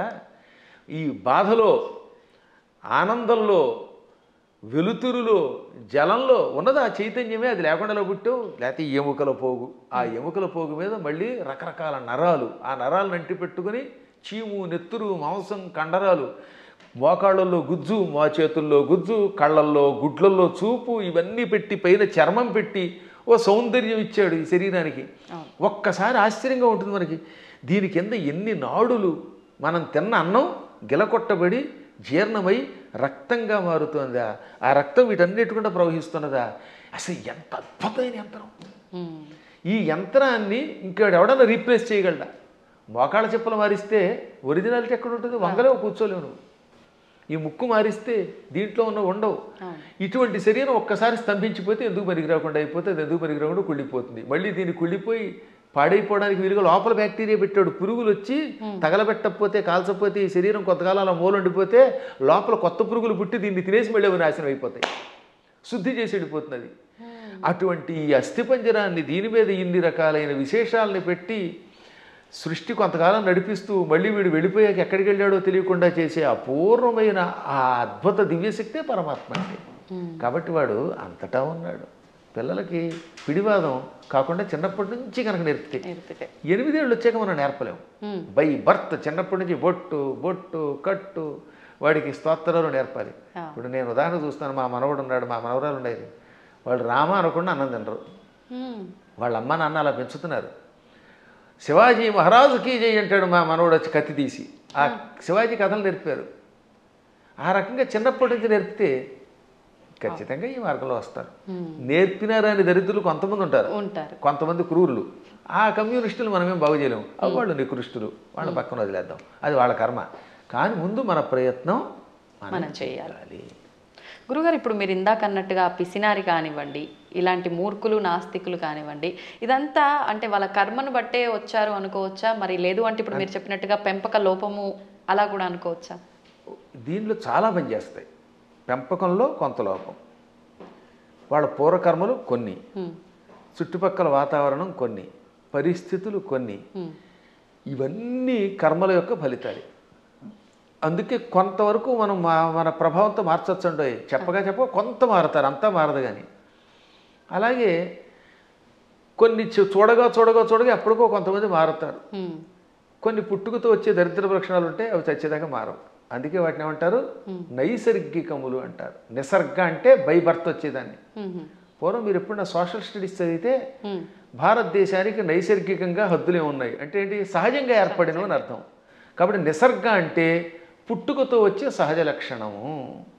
అటువంటి లక్షణాలకి అన్నీ పోవుగానే కొంతవరకు మార్చచ్చు. నాస్తికులు కూడా చివరిలో మారిన వాళ్ళు లేరు. కొంతమంది పేరు కమ్యూనిస్టులు, మా ఆవిడ రమ్మందండి అని మళ్ళీ ఏడుకొండల దగ్గరికి వెళ్ళడం. అందువల్ల వాళ్ళ ఆవిడ రమ్మన్నా కదా, వీడికి లోపల ఎంతో కొంత భయం ఉంటుంది. దొంగ కనపడ్డావు, అది సంఘంలో ఒకసారి అందులోకి వెళ్ళాక ఆ ముద్ర ఎంచుకుని దానికోసం అలా ఏడుస్తారు. కానీ లోపల వాళ్ళకి పీకుతుందమ్మా. ఇంతెందుకు, నేను ఎరిగి నాతో క్లాస్మేట్ ఉండేవాడు, పక్కా కమ్యూనిస్ట్ అనేవాడు. ఓ రోజు గుండు కొట్టించుకొచ్చాడు. ఏమిటంటే తిరుపతి వెళ్ళాట. ఎందుకంటే ప్రపంచ నాస్తిక సభలు దిగ్విజయం అయితే గుండు కొట్టించుకుంటానన్నట్ట. అది వ్యవహారం. కాబట్టి ఇలాంటి వాళ్ళు కూడా ఉంటారు. అది పూర్వం ఒక సామెత ఉండేది, round at stage, flat at home అని. అంటే భూమి గుండ్రంగా ఉందనేమో వేదిక వచ్చి చెప్తాట, ఇంట్లోకి వచ్చాక లేదు బల్లపరుపుగా ఉందంటాట. అంటే ఇంట్లో ఒకటి బయట ఒకటి అనమాట. బయట 4 తోటేమో round at stage, flat at home అని మా చిన్నప్పుడు సామెత ఉండేది. ఇది వేదికల మీద పూర్వం ఇంగ్లీష్లో మాట్లాడేవారు కదా, వాళ్ళు ఇలా మాట్లాడేవారు అనమాట. అప్పట్లో ఇంగ్లీష్ వాళ్ళ టైంలో అంతా ఇంగ్లీషే ఉపన్యాసం. ఆ ఉపన్యాసాల్లో చిలకవర్తి లక్ష్మీ నరసింహం గారి దగ్గరికి ఒక ఆయన వచ్చాడు. ఆయన పేరు బిపిన్ చంద్రపాల్. బిపిన్ చంద్రపాల్ ఉపన్యాసంలో మాటిపిండే చెప్పింది. ఆయన ఇంగ్లీష్లో అనర్గళంగా మాట్లాడుతూ, హిందువులు అలా చేస్తున్నారు, బయటకు వచ్చినప్పుడు ఒక రకంగా, ఇంట్లో ఉన్నప్పుడు ఒక రకంగా ఏడుస్తారు, అలా ఉండకండి, ఇంట్లోనూ బయట హిందువుల్లో ఉండండి అని చెప్పడానికి ఆయన మంచి మాట చెప్పాడు ఆయన. కాబట్టి మనం ఏది నమ్మేమో అది చెయ్యాలి చివరిదాకా. అజ్ఞానంతో కూడినవి చేయకుండా ఉండాలి. సరే, ఏది ఏమైనప్పటికీ ముందు పిల్లల్ని మన మార్గంలో మనం పెంచుతామమ్మా. విన్నారా బాగుపడతారు, వినకపోతే మనం ఏం చేయగలుగుతాం? గుర్రాన్ని తీసుకెళ్ళగలం, మంచినీళ్ళు తాగించలేం కదా. అందువల్ల అలా చేయడానికి ప్రయత్నిద్దాం. మళ్ళీ భగవంతుడు అనుగ్రహించినప్పుడు ఇంకోసారి కలుసుకుందాం. గురుగారు, ఒక చిన్న సందేహం. క్రిందటిసారి మనం చేసిన వీడియోలో విశుక్ర ప్రాణహరణ వారాహి వీర్యనందిత అని చెప్పి మీరు శ్లోకం చెప్పడం జరిగింది లలితా సహస్రనామాల్లోంచి. అది చాలామంది విషంగ ప్రాణహరణ అని చెప్పి కామెంట్లలో కూడా పెట్టడం జరిగింది. అసలు ఏంటండి వాస్తవం ఏంటి? ఇక్కడ 2 రకాలు. అది జ్ఞానంతో పెడితే పర్వాలేదు, ఎవడో చెప్పింది విని పెడితే అది వాడి కర్మ, మనం ఏం చేయలేం అనుకోండి. లలితా సహస్రనామానికి వ్యాఖ్యానం రాయాలంటే ముందు వాడికి స్వతసిద్ధమైన ఉపాసన ఒకటి ఉండాలి. ఏముండాలి? ఉపాసన. 2 సంస్కృత పాండిత్యం ఉండాలి. ఈ 2 లేని వాడు వ్యాఖ్యానం చేస్తే మనం పట్టించుకోక్కర్లేదు. ఆ తప్పు అన్నారనే, ఆ తప్పు అన్నవాడు వాడు తప్పుడు మనిషి. ఆ తప్పు కాదు, పాఠాంతరం అనాలి. దాన్ని ఏమనాలి? పాఠాంతరం. కొంతమంది ఇది తప్పండి అని. ఇంతకీ ఇది మీరు ఎప్పుడు నన్ను అడిగింది ఏంటంటే వారాహి దేవత గురించి అడిగారు. అందులో భాగంగా ఈ నామానికి కూడా అర్థం చెప్పాను. విశుక్ర ప్రాణహరణ వారాహి వీరినందిత అని లలితా సహస్రనామంలో ఒక నామం ఉన్నది. అవునా? అవునండి. 76వ నామం కదా అది. నామం సంఖ్య మనం పెద్దగా అంతగా పట్టించుకోకలేదు. 76 76. అయితే గురువు గారికి జ్ఞాపశక్తి బాగానే ఉంది. దానికి ముందు మంత్రిణ్యంబా విరచిత విషంగ వధతోషిత. దీనిలో కొంతమంది పాఠాంతరంలో ఏమన్నారు, అందుకే అన్యత్రేణ అంటాడు అక్కడ. అన్యత్రేణ అంటే మరొక చోట వ్యాఖ్యానం రాసేవాళ్ళు విశుక్ర ప్రాణహరుడు బదులుగా విషంగ ప్రాణహరణ వారాహి వీరనందిత అని కూడా ఉన్నది, కానీ అది సరికాదు అని మహాత్ములు చెబుతారు. అది పాఠాంతరం. ఓకే. ఎవరో ఉపాసకులు అలా ఊహించుండొచ్చు. కానీ విశుక్రకి వీర్యానికి ఉన్న సంబంధం తెలుసుకోవాలి, సంప్రదాయం తెలియాలి. దానికంటే ముందు నేను లలితా సహస్రనామానికి భాష్యం రాశాను ఐశ్వర్యోగం అనే పేరుతో. నేను విశుక్ర ప్రాణహరణ వారాహి వీరనందిత అనే పాఠాంతరమే సేకరించాను. మాకు ముందు శ్రీ చంద్రశేఖర భారతీ స్వామి వారు ఉన్నారు. వారెవరో తెలుసుకో మీకు? శృంగేరి పీఠాధిపతులు. ఇప్పుడున్న శృంగేరి పీఠాధిపతులు భారతీ తీర్థస్వామి వారు, ఉత్తర పీఠాధిపతులు శ్రీ విధుశేఖర భారతీ స్వామి వారు. ఈ భారతీ తీర్థస్వామి వారికి ముందు అభినవ తీర్థ మహాస్వామి వారు ఉండేవారు. వారికి ముందు శ్రీ చంద్రశేఖర భారతీ స్వామి వారు. అర్థమైందా? ఆ స్వామి వారి దగ్గర మేము దీని ప్రస్తావన మా నాన్నగారు తీసుకొచ్చారు. నేను వెళ్ళింది భారతీ తీర్థస్వామి వారు చూశాను, అభినవ తీర్థస్వామి వారు కూడా చిన్నప్పుడు చూశాను, నాకు పెద్ద తెలియదు. భారతీ తీర్థస్వామి వారు మహానుభావులు, అజ్ఞానాంజాహ్నవీ తీర్థమే ఆయన. ఆ మహాత్ముల ఆశీస్సులు నాకు చాలాసార్లు లభించాయి. నేను దాదాపు అందరి పీఠాధిపతుల దగ్గరికి వెళ్ళాను ఉపాసన విషయం తెలుసుకోవడానికి. ఇప్పుడు కంచిపీఠం శ్రీ విజయేంద్ర సరస్వతి స్వామి వారు నేను కనబడితే గుర్తుపెట్టేస్తారు. మొన్న కూడా ఇక్కడ పురాణం చెబితే ప్రత్యేకంగా ఇచ్చారు. అసలు ఎంత గొప్ప అద్భుతమైన మనిషి అండి ఆయన. మనిషి అంటే అది ప్రేమగా అంటున్నాను తప్ప సద్గురువు విజయేంద్ర సరస్వతి స్వామి వారు కంచిపీఠాధిపతులు. ఇప్పుడు మేము 2012వ సంవత్సరంలో, ఎప్పుడు 2012 అంటే 13 ఏళ్ల క్రితం కంచిలో పురాణం చెప్పాను నేను. అప్పుడు నేను ఇది ఇందాక చెప్పానే దేవి అపరాధ క్షమాపణ స్తోత్రం, ఈ భవాని తత్పాణి గ్రహణ, ఆ శ్లోకానికి భాష్యం చెబుతున్నాను. ఎదురుగుండా కూర్చున్నారు శ్రీ విజయేంద్ర సరస్వతి స్వామి వారు. అప్పటికింకా జయేంద్ర సరస్వతుల వారు కూడా ఉన్నారు. ఇద్దరూ నాకు తెలుసున్నవారే. ఇద్దరికీ నేను నమస్కారం చేసుకున్న వాళ్ళని వాళ్ళ ఆశీస్సులు పొందాను. అప్పుడు ఈ విజయేంద్ర సరస్వతి స్వామి వారు ఇలా కుర్చీలో కూర్చున్నారు. బ్రహ్మానంద భరితులు విని అయ్యాక పీఠానికి పిలిచి ఘన సన్మానం చేశారు. మా అమ్మాయి పెళ్లికి చీరిచ్చారు నాకు విజయేంద్ర సరస్వతుల వారు. ఆయనకి ఒక్కసారి ఒక మనిషిని చూస్తే ఎవరి జీవితం గుర్తుపెట్టుకుంటారు. కాబట్టి వారి దగ్గరికి వెళ్ళాను నేను ఇది ఉపాసనా విషయాలు తెలుసుకోవడానికి. సరే, మహానుభావులైన పీఠాధిపతులు అందరినీ చూశాను. గణపతి సత్యానంద స్వామి వారిని ఎరుగుదు నేను. ఇవన్నీ ఎందుకు చెప్పవలసి వస్తుంది? ఈ చంద్రశేఖర భారతీ స్వామి మహాస్వామి వారు జగద్గురువుల వారి దగ్గర సన్యాసం పుచ్చుకున్న ఒక ఉపాసకుడు ఉన్నాడు. ఆయనని ఎరగలేదు అంటే వాడికి శ్రీచక్రోపాసన గురించి తెలియనివాడు. వాడు శ్రీచక్రము గురించి, లలితా సహస్రనామం గురించి వ్యాఖ్యానం తెలుసుకోవాలంటే తప్పనిసరిగా ఒక ఆయన్ని మనం తలుచుకోవాలి. ఆయనే శ్రీ తుమ్మలపల్లి రామలింగేశ్వరులు వారు. అటువంటి శ్రీచక్రోపాసకులు, అటువంటి సంస్కృత వ్యాకరణ పండితులు, అటువంటి మంత్రోపాసకులు చాలా అరుదు. చిన్నప్పుడే సన్యాసం పుచ్చుకున్న మహానుభావుడు ఆయన. మచిలీపట్నంలో ఉండేవారు ఒకప్పుడు ఆయన. ఆ తర్వాత శృంగేరి పీఠాధిపతుల దగ్గర సన్యాసం పుచ్చుకొని యావత్ ప్రపంచం పర్యటించిన మహానుభావుడు. ఎంత అద్భుతంగా రాశాడండి ఆయన. ఆ మహానుభావుడు కూడా బాలానందిని వ్యాఖ్య లాంటి వ్యాఖ్యలు రాశారు. ఆయన కూడా విషంగా అనే ఒక పాఠాంతరం ఉన్నది, కానీ మేము స్వీకరించట్లేదు. కారణం విశుక్ర ప్రాణహరణ వారాహి వీరనందితాయి నమః అనే స్వీకరించారు. ఇంకా భాస్కర్ రాయలు వారు కూడా విశుక్ర ప్రాణహరణ అని రాశారు. ఎందుకు రాయవలసి వచ్చింది? శుక్రము అంటే వీర్యము, రేతస్సు అని అర్థం. శుక్రాచార్యుడికి ఆ పేరు ఎందుకు వచ్చింది? ఒకప్పుడు శుక్రాచార్యుడు చచ్చిపోయిన రాక్షసుల్ని బతికించడం మొదలెట్టాడు. శివుడు చంపడం, ఆ చచ్చిపోయిన వాళ్ళని ఏం చేసేవాడు? ఈయన మృత సంజీవని విద్యతో బతికించేవాడు. దాంతో చచ్చిన వాళ్ళు బతుకుతూ ఉంటే శివుడికి కోపం వచ్చింది. ఓరి కావ్య, అసలు శుక్రాచార్యుడు అసలు పేరు కావ్యుడు, కావ్య. అందుకే అమ్మాయికి కావ్యశ్రీ అని పేరెట్టండి అంటే శుక్రాచార్యుడికి సంబంధించిందానా అని అర్థం అనమాట. సరే, అది పక్కన పెడితే, కావ్య నా దగ్గర మృత సంజీవన విద్య నేర్చుకొని ఆ విద్య నా మీద ప్రయోగిస్తావా? నీవు నేర్పిన విద్య నీరజాక్ష అని అమాంతంగా శుక్రాచార్యుని మింగేశాడు. కడుపులో వేసుకొని ఆ తర్వాత ఇంక ఈయన లేడు కనుక, బతికించేవాళ్ళు లేరు కనుక రాక్షసుని చంపేశాడు. 1000 ఏళ్ళు ఈ కడుపులో ఉన్నాడండి ఆయన. ఈ 1000 ఏళ్ళు ఓం నమ శివాయ అని మంత్రం చెప్పించుకుంటూ మృత సంజీవన విద్య ఉంది కదా, అందువల్ల చావకుండా కడుపులో ఉన్నాడు. లోపల కడుపులో గుడగొడలాడుతున్నాడు ఈయన. మన వాడు కొంతమంది కాఫీ తాగితే గుడగొడలాడినట్టుగా కడుపు. ఒక రోజు పార్వతి ఏంటంటే ఆ కడుపులో గడబడ గుడగడ అంటే ఆ కావ్యుడిని మింగాను అనగానే ఆవిడ జాలిపడి, వాడు మరబెట్ట లాంటి వాడే కదండి, వాడిని ఎంతకాలం కడుపులో ఉంచుతారంటే కొంతకాలం శిక్ష వేశాను, సరే ఇహ నువ్వు రమ్మంటున్నావు కనుక వాడిని బయటికి రప్పిస్తానని, కావ్య నా చరమధాతువు నుంచి అంటే నా రేతస్సు నుంచి బయటికి రా అన్నాడు. నోటితో మింగాను, మళ్ళీ నోటితో బయటికి కక్కితే ఏమవుతాడు, ఆయన వాంతి అవుతాడు. వాంతి రూపంలో ఉన్నవాడు గురువుగా పనికిరాడు. కక్కిన వాంతి అశుద్ధం కదా అది. అందుకని శివుడు కూడా నా నోటితో కక్కని నిన్ను, నా ధాతువు నుంచి బయటికి రా, అప్పుడు నా కొడుకుతో సమానం అవుతావు అన్నాడు. అప్పుడు ఆయన శివుడి యొక్క గుహ్య ప్రాంతంలో నుంచి రేతస్సు నుంచి బయటకు వచ్చాడు. శుక్రము తెల్లగా ఉంటుంది వీర్యము. ఈ లోపల శివుడి యొక్క వీర్యం నుండి బయటికి రావడం వల్ల అప్పటి నుంచి ఆయన కూడా తెల్లగా అందంగా శివుడిలా తయారయ్యాడు. అందుకని శుక్ర ఆచార్యుడు అన్నారు. అర్థమైందా? అలా శుక్రుడు అయ్యాడు ఆయన. ఇది శివపురాణంలో కాశీఖండంలో ఉంటుంది. నేను చెప్పాను కనుక చాలామందికి తెలుసు, విన్నారు.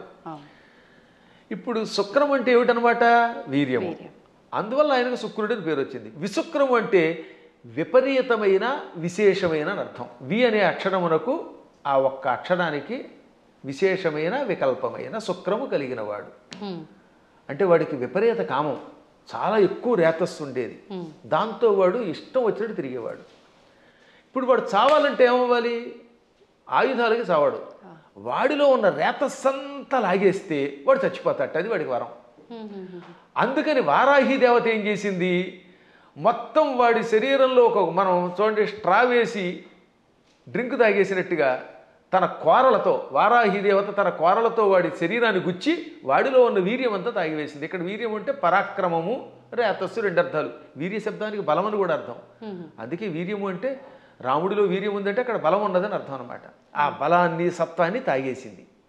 అందువల్ల అక్కడ ఏమన్నాడు, విశుక్ర ప్రాణహరణ, విశుక్రుని యొక్క ప్రాణములను హరించిన, తాగేసిన వారాహి దేవత యొక్క వీర్యమునకు నందిత, సంతోషపడింది లలితది. ఇప్పుడు ఆ విశుక్ర శబ్దానికి ఈ వీర్యానికి ఇంటర్లింక్ ఇప్పుడు మీకు అర్థమైందా? ఆవిడ అక్కడ వీర్యమును తాగేయటం వల్ల ఆ వీర్యమునకు ఆవిడ సంతోషపడింది, ఆ బలానికి సంతోషపడింది. ఇక్కడ విషంగా రాస్తే ఈ రెండింటికి ఉన్న మంత్రార్థాలు, గూఢార్థాలు దెబ్బతింటాయి. ఎందుకంటే కొన్ని చెప్పడానికి స్టేజీ కాబట్టి చెప్పట్లేదు నేను. కాబట్టి విశుక్రుణ్ణి చంపాలంటే వారాహి దేవతే ఉండాలి. అతని ప్రాణం పోవాలంటే లోపల ఉన్న వీర్యమును లాగాలి. వీర్యమును స్వీకరించడం వల్ల ఆవిడ కూడా వీర్యస్వరూపిణి అయ్యింది. ఆవిడ వీర్యస్వరూపిణి అయ్యింది కాబట్టి ఆ వీరత్వానికి ఆవిడ అమ్మవారు సంతోషపడింది. అద్భుతమైనటువంటి భావనలు తెలియాలంటే అక్షరము పరబ్రహ్మముగా ఉపాసించాలి. అందుకే అక్షరమును పరబ్రహ్మం అంటారు. అక్షర పరబ్రహ్మ యోగం అన్నారు. అందుకే భగవద్గీతలో కూడా మా నాన్నగారు చిన్నప్పుడు శబ్ద బ్రహ్మోపాసన చెయ్యాలి అని నాకు చెప్పారు. అంటే శబ్దం ఉరికే పైపైన ఏదో నోటికి వచ్చినట్టు వాగడం కాదు. ఏ శబ్దం వాడినా ఆ శబ్దంలో ప్రతి అక్షరమునకు ఒక అర్థం ఉంటుంది. అర్థం తెలుసుకుని ఉపాసించాలి. ఉదాహరణకి సముద్రము, సాగరము రెండింటికి తేడా ఉంది. అల్లసాని పెద్దన ఈ మనుచరిత్రలో ప్రవరుడు అనేవాడు ఏడుస్తున్నప్పుడు చింతాసాగరమన మునిగి అన్నాడు ఆయన. చింతా సముద్రం అనలేదు, సాగరం అని ఎందుకు వాడాడు? సముద్రం అన్నా సాగరం అన్నా ఒకటే కదా. కానీ రెండింటికి ఎంత తేడా ఉందో తెలియాలి. సముద్రం సామాన్యమైనది, చిన్నది. ఒకప్పుడు సముద్రం చిన్నది. సగరుడని ఒక ఆయన ఉన్నాడు. ఆయనకు 60,000 మంది కొడుకులు. ఈ 60,000 మంది భూమిని తెగతవ్వారు, గొయ్యిని చేసేశారు. ఆ గొయ్యిలోకి సగరుడి యొక్క మునిమనుముడు భగీరథుడు గంగను తెచ్చాడు. ఆ గంగ అందులో పడింది. దాంతో చిన్నగా ఉన్న సముద్రం ఈ సగరు పుత్రుల వల్ల తవ్వబడి ఆ సగరుని యొక్క మునిమనువుడు తెచ్చిన గంగతో పెద్దదయ్యి విశాలమైపోయింది. ఇవాళ చూస్తున్నంత పెద్దదయ్యింది. చిన్నదిగా ఉన్నప్పుడు సముద్రం, విశాలమైపోతే ఏమవుతుందన్నమాట, డెవలప్ చేయబడితే సాగరం. అందుకని అక్కడ అప్రాప్రియేట్ వర్డ్ ఏంటనమాట, దుఃఖం అలా పుట్టి సముద్రం ఎలా అయితే సాగరం అయ్యిందో అలా వ్యాప్తి చెందింది కనుక చింతాసాగరం అన్నాడు ఆయన. ఊరికే తోచిన పదం వాడేయకూడదు అక్కడ. మేము కావ్యాల్లో వాడేటప్పుడు అంత జాగ్రత్తగా వాడతాం. ఇవన్నీ తెలియాలంటే వాడికి ముందు శబ్ద బ్రహ్మ మీద పట్టుండాలి, వ్యాకరణం తెలియాలి, ఏ శబ్దానికి వ్యుత్పత్తి ఏమిటో తెలియాలి, పురాణములలో విశేషాలు తెలియాలి, ఉపాసనలో రహస్యం తెలియాలి, మంత్రశాస్త్రం మీద పట్టుండాలి, శ్రీచక్రంలో నవావరణములో ఏ ఆవరణంలో వారాహి దేవత ఉంటుందో తెలియాలి, వారాహి దేవతకి ఎన్ని కోరలు ఉన్నాయో తెలియాలి. తెలుసా? మళ్ళీ వారాహి దేవతకి ఎడమ వైపున 5 కోరలు, కుడివైపు 4 కోరలు, కుడివైపునేమో 5 కోరలు, ఎడమవైపు 4 కోరలు ఉంటాయి. 9 కోరలు ఉంటాయి లోపల. అది కూడా తెలియదు కొంతమందికి. అన్ని మామూలుగా దంతాలు వేస్తారు. ఈ వైపు 5, అందులో ఒకటి ఇలా వంగి ఉండాలి, ఒకటి పైకి రంపంలో ఉండాలి, ఈ వైపు 4 ఉండాలి. ఈ కోరలతో ఉన్న వారాహి దేవతను ఉపాసిస్తేనే సక్రమంగా పనిచేస్తుంది. ఆ 9 కోరలే శ్రీచక్రంలో నవావరణ పూజ. అవే నవరంధ్రాలని మనకి శుద్ధి చేసి పెడతాయి. అక్కడ ఈ వారాహి దేవతకి ఒక్కొక్క దానికి ఒక్కొక్క బీజం ఉంది 9 కూరలకి అనమాట.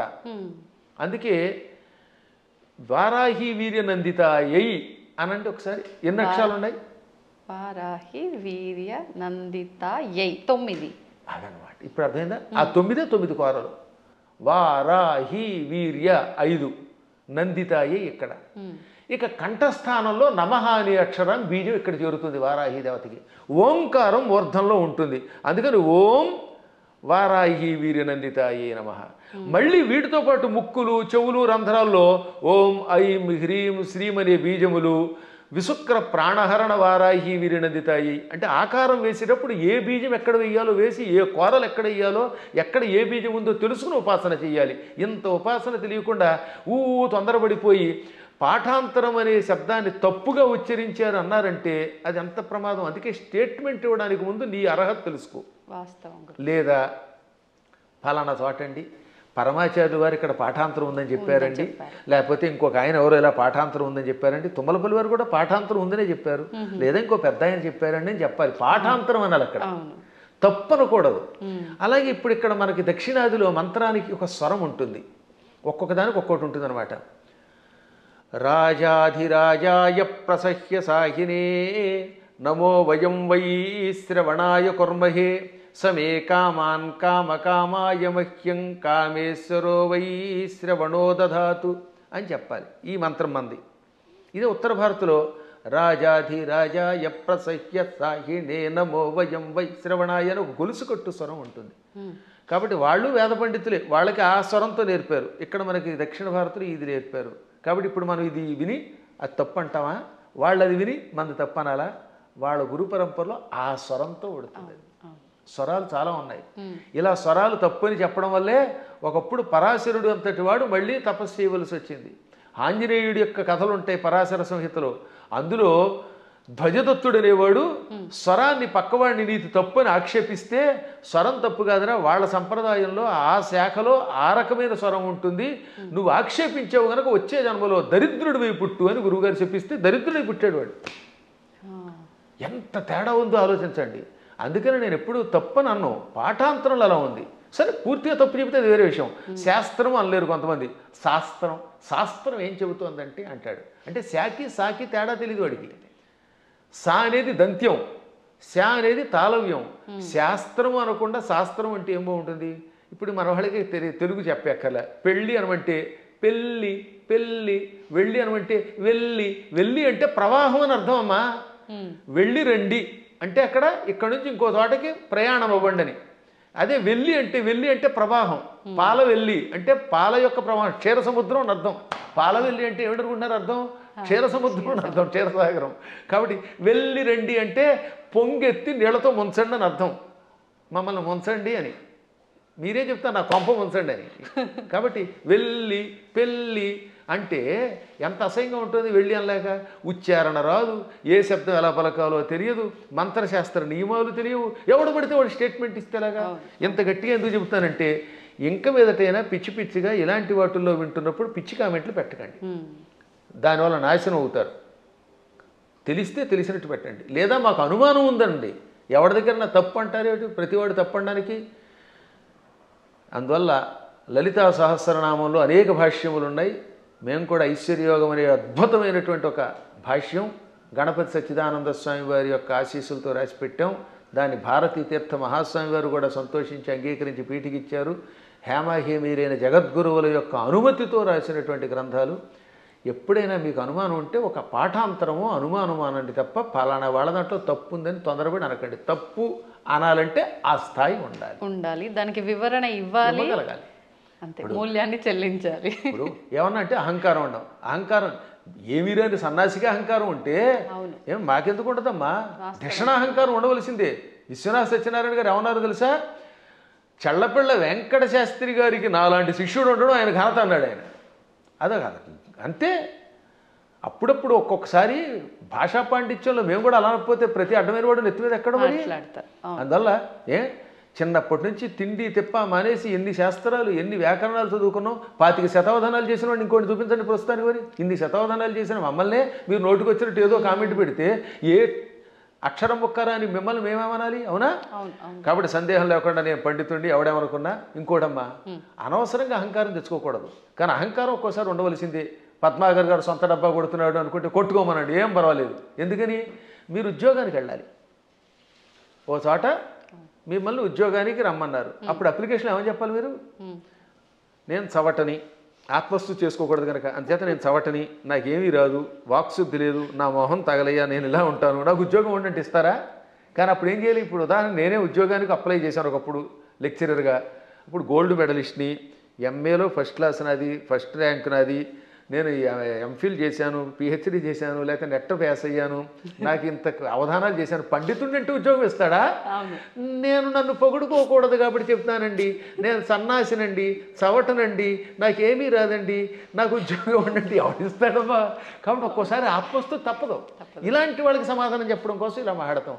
అలా విత్తప్పుడైతే ఈశ్వర కటాక్షం వల్ల ఇదంతా వచ్చాయి. నేను అలాగే రాసుకున్నాను పద్యంలో, అమ్మా జగన్మాత నిన్ను ఉపాసించి ఇంత గొప్పవాడిని అయ్యాను. అమెరికా వెళ్ళాను, చాలాసార్లు వెళ్ళాను. ఫస్ట్ టైం వెళ్ళినప్పుడు 2006లో 19 ఏళ్ల క్రితం అక్కడ ఓ అద్భుతమైన పద్యం చెప్పాను. ఏమని? ఎక్కడి ఆంధ్రమందు గల ఏలురో, ఎక్కడి ఆంధ్రమందు గల ఏలురో, ఎక్కడి కాలిఫోర్నియా దిక్కును మ్రొక్కులేని పరదేశమునందున నిర్భయముగా ఒక్కడనై చెరించితి, మహోన్నత కీర్తిని గంటి సంపదల్ మిక్కిలి గంటి. ఇదంతా పొగడ్త కింద ఉంది కదా. ఎక్కడి ఏలూరు, ఎక్కడి కాలిఫోర్నియా దిక్కు మొక్కు లేని పరదేశంలో నిర్భయంగా ఒక్కడిని తిరిగాను, కీర్తి పొందాను, సంపదలు పొందాను. కానీ చివరిని ఏమన్నాను తెలుసా? మిక్కిలి కీర్తి గంటిని నీ పద జలేజము భక్తిని గొల్చి అంబిక. అది కొసం మెరుపు. ఇదంతా ఎలా వచ్చింది? నీ పాదపద్మములను భక్తితో ఆరాధించటం వల్ల. సంపదల్ మిక్కిలి గంటి నీ పద జలేజము భక్తిని గొల్చి అంబిక అని ఆ సంపదల్లో లకార పొల్లు చివర ఉండడం వల్ల జలేజములో అలుక్ సమాసంలో ఎతి కూడా పడింది దానికి అలాగా. కాబట్టి చిట్ట చివర అమ్మాయి ఇదంతా నీ అనుగ్రహం అంటాం. మేము ఎప్పుడు వినయంగానే ఉంటాం. కానీ ఒక్కొక్కప్పుడు అజ్ఞానికి సమాధానం చెప్పేటప్పుడు అంత గట్టిగా చెప్పాల్సిందే. కాబట్టి విశుక్ర ప్రాణహరణ అనే పాఠాంతరం ఎక్కువ బాగుంటుంది. పాఠాంతరంలో విషంగా ఉండవచ్చు, అది వేరే విషయం ఉంది. ఉన్నప్పటికీ ఇదే.